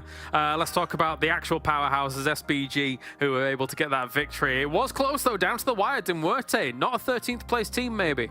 Yeah, second place this time around, and I can imagine in what kind of mindset Snoix was hearing the MG3 in the distance, like, oh no, I don't want to fight that. And actually, the plays around the smoke are really smart, just trying to deceive him with information and just trying to put it to the side. And you can see instantly the moment that first smoke came up, he was just focused on the west side of that circle he was in. So really smart play to play around that, and it works out, gets to win. 15 elims on board too, that's a big point game.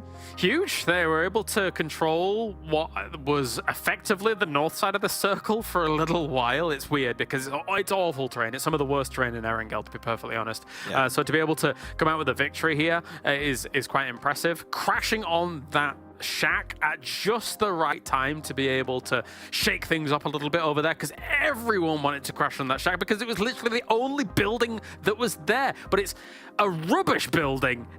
Let me just preface it. It's a rubbish building to rock up on early because you know that people are going to be able to crash it quickly, effectively. There's not really good lines of sight for you to hold, and then you get naded. It's all rubbish. Yeah, there's so little stuff to play around in this position that you're calling a shed a building. You know, that's just how nothing there is. They all go for the Gitun play, and it works out for SPG. As you said, the timing was on point. I don't know why SBG just keep fighting Shockwave. It's just some rivalry happening on a front. No, what do you mean he's your favorite? Come on, give him a chance. I want to see them survive a bit. Come on. It's my favorite thing, Max. But let's take a look at the numbers. Narvalo! Wow. Okay, that was my noise for that one, because that's a lot of damage. That was worthy of a bigger noise. But yeah, Narvalo, what a game from him. Snurk's able to keep it alive until the very end and almost 3k damage. Wow. Playing around that one building, Kalaris. So yeah. I mean, cool. quite apt that the French win from the Guitoun, I suppose. But yeah, that's quite the victory for them. And you know what? When we were making our predictions, I said go for SBG, Max, and you were like, no. Why didn't you have faith in the French? Come on. KASIK team could have won that game, and then there was Meku, and then there was no KASIK. That's what happened. I still don't know how that happened. You had all the information. Unicorns got the backstab cleared, most of the players. It was down to Meku. He was on the road. He had one smoke. I don't know. And also one thing I don't know, Unicorns of Love aren't trying anymore. It's sure. They're done. They finished. It does feel like they lack some energy about them, right? Like watching their games, unfortunately, and it's kind of sad to watch. But anyway, let's move on from that. We don't want to be too negative. We've got ourselves Vulgar Boys, who have had a great day as well. So brilliant to see from them, except they do get dismantled by SBG, who again, to kind of outline this, they're one of the only teams that were able to control the north side of this circle. And it's a little weird because there's really not that much terrain to play in the northern side of this circle, but their crashes, their movement were decisive and quick. Yeah, sometimes just a pile of dirt in a circle is enough to go for winning condition, which just south of that shed is exactly what you have. Unicorns, this is the fight I was talking about. They do get 2 opening knocks. Amazing, fantastic, love it. And then Meku is just out there, barely a clip full, just gets himself all the eliminations and kills them, I think, on his last 5 bullets on that clip. So it was down to the wire, but it works out. And then Furia did not have time to use GMG3, which that sucks, but it's how it goes. And SBG finally gets the French win. Yeah, really exemplifies kind of, I mean, all of our predictions were different. Then it comes down to 4 solos. Like, this position weird on day. Erangel. It's one of, well, yeah, not only is it a weird day, but this is one of the hardest places to play on Erangel by far. Let's take a look at the overalls for the day then as well and see what's gone on. It's double Dagistan here for the start of the day, and then we move to TUNA, Major Pride, and SBG rounds things out. Dagistan, though, man, they're blasted today. It's been awesome to watch. Yeah, blasting out of control. Though, interesting, the first 4 games pretty low on the elimination side of things. When you look at the Sanhok, Erangel, Miramar, Sanhok, it's a little bit lower than how you'd expect it. But yeah, that big chicken dinner for SBG with a 15 elims is good. Though I've already started to rack my brain right now, Kalash. I'm thinking, I don't know who I'm going to predict for my MVP of the day. Because it's probably going to be a Dagistan player, but there's also been other players. I don't know. It's tough. Yeah, because the thing is that even if it isn't Dagistan player, normally I think our minds would navigate to Shifu, but there was games where he'd done so much damage, but they got no eliminations, right? So true. I don't know. Maybe eliminations are pretty heavy. Zadira? I don't know. I kind of want to go for Dakimi of Vulgar Boys. He had some good moments today. Yeah? Yeah, I think I would go Dakimi if I had to go for prediction. Okay. Becca! What? KONINA power! Oh, wow. Well, I mean, you know what? They've had a decent day, but they've just been overshadowed a little bit by the fact that Dagistan looked so good with those 2 victories. But, of course, KONINA power, they've been able to get to quite a few of these late games. And from that, clearly, they've been able to convert some eliminations here, Max. Yeah. Of course, the first clip is him eliminating Dakimi, my prediction. Nice, I like that. Cool timing, I love that. Actually, I just loaded the stats now. So Dakimi is 2nd, and Zadira is 3rd. So, you got a lot of... Oh, wait, so in 3rd, 4th, and 5th is Zadiro, Limbo, Shifu. So in top 5, you got 3 that are from Dagistan. So, I mean, expected they got 2 wins. So, yeah. This happened yesterday where we'd both guessed 2nd and 3rd as well. You picked Zadiro, right? Yeah. Oh, yesterday. Anyway. Yes, you did now, yeah.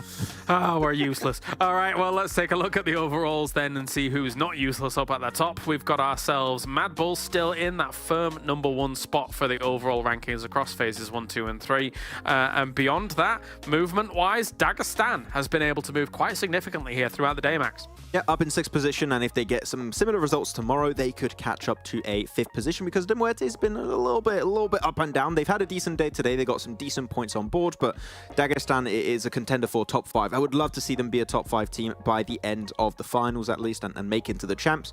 Though NEXUS has also climbed up a little bit, mostly on the elimination side, but placement points Still 94 only. I'm still not sure what's happening. It's so interesting. It does make you wonder where MUERTE could have been here throughout the whole tournament if this phase hadn't been such a wishy-washy phase, right? I mean, they're in 5th place and not really that far behind 4th, but they came into today as 12th place, and they got a few points on the board today, but not as much as you would expect from like a podium potential finish. It's a lot tougher now because you have a lot of the middle teams that we mentioned the rise of, like your Vulgar Boys, etc., doing better. It gives you less space to express yourself and play out your game plan. So I feel like MUERTE have really been taken aback, like, oh, we can't get away with our usual winning conditions of phase 1, phase 2. So it's a bit tough. And Vulgar Boys, just shy of that first page. They might just make it by the end of this phase if they keep on popping off. They're at the bottom. Yes, once again, you want to be in top 16 by the end of all of this. Dark Project could get up there. Maybe. The Nameless too, but I mean, PERMITTA, if they pop off too, it's close. It's down to those 4 teams pretty much. Unicorns of Love, Mission Impossible. They're done. Yeah. Yeah, it does feel that way, unfortunately. So, unless some absolute miracle occurs, it does feel like we've already written off one of our teams moving through into that final here. So, predictions-wise, you may as well have written me off for the day, I think, because it was not good for me. But don't worry, because Maxman's even further down. So, I caught up today. I got 2 chicken dinner predictions. I got my Major Pride. I got my Dagistan. I was with 1 point at the start of the day, so I'm getting there. I will say, though, it's been a bit of a shocking day. Aside from our first game, there has been some interesting chicken dinner wins, be it the circle navigating towards someone or, kind of, again, this last game, really very difficult to predict in terms of who's going to be able to even get into the final circles, never mind who's going to win it. Yeah, and also that TUNA Esports chicken dinner over on Miramar with a pretty much repeat circle, and they got away with some things that I didn't really expect, but it really is really cool to have all of these massive changes just before the finals. Of course, we're going to still have our 6 matches of tomorrow. Didn't talk about it living tomorrow. True. That's cool. But before the finals, so we're going to have a big change of dynamic, I think, in those 3 days of finals. So I'm really excited to see we're going to have the top teams that we expect to do good, but which new contenders are going to rise up during those 3 days? Let's see how it goes. All right. Well, thank you, Max, for joining me. Thank you to Monster for joining us here as well for PMPL EU Fall. They're keeping us revitalized and energized for everything that's coming up. And tomorrow, we figure out which of our 16 teams are going to be moving into that final and who is eliminated. We'll see you tomorrow for more PMPL action.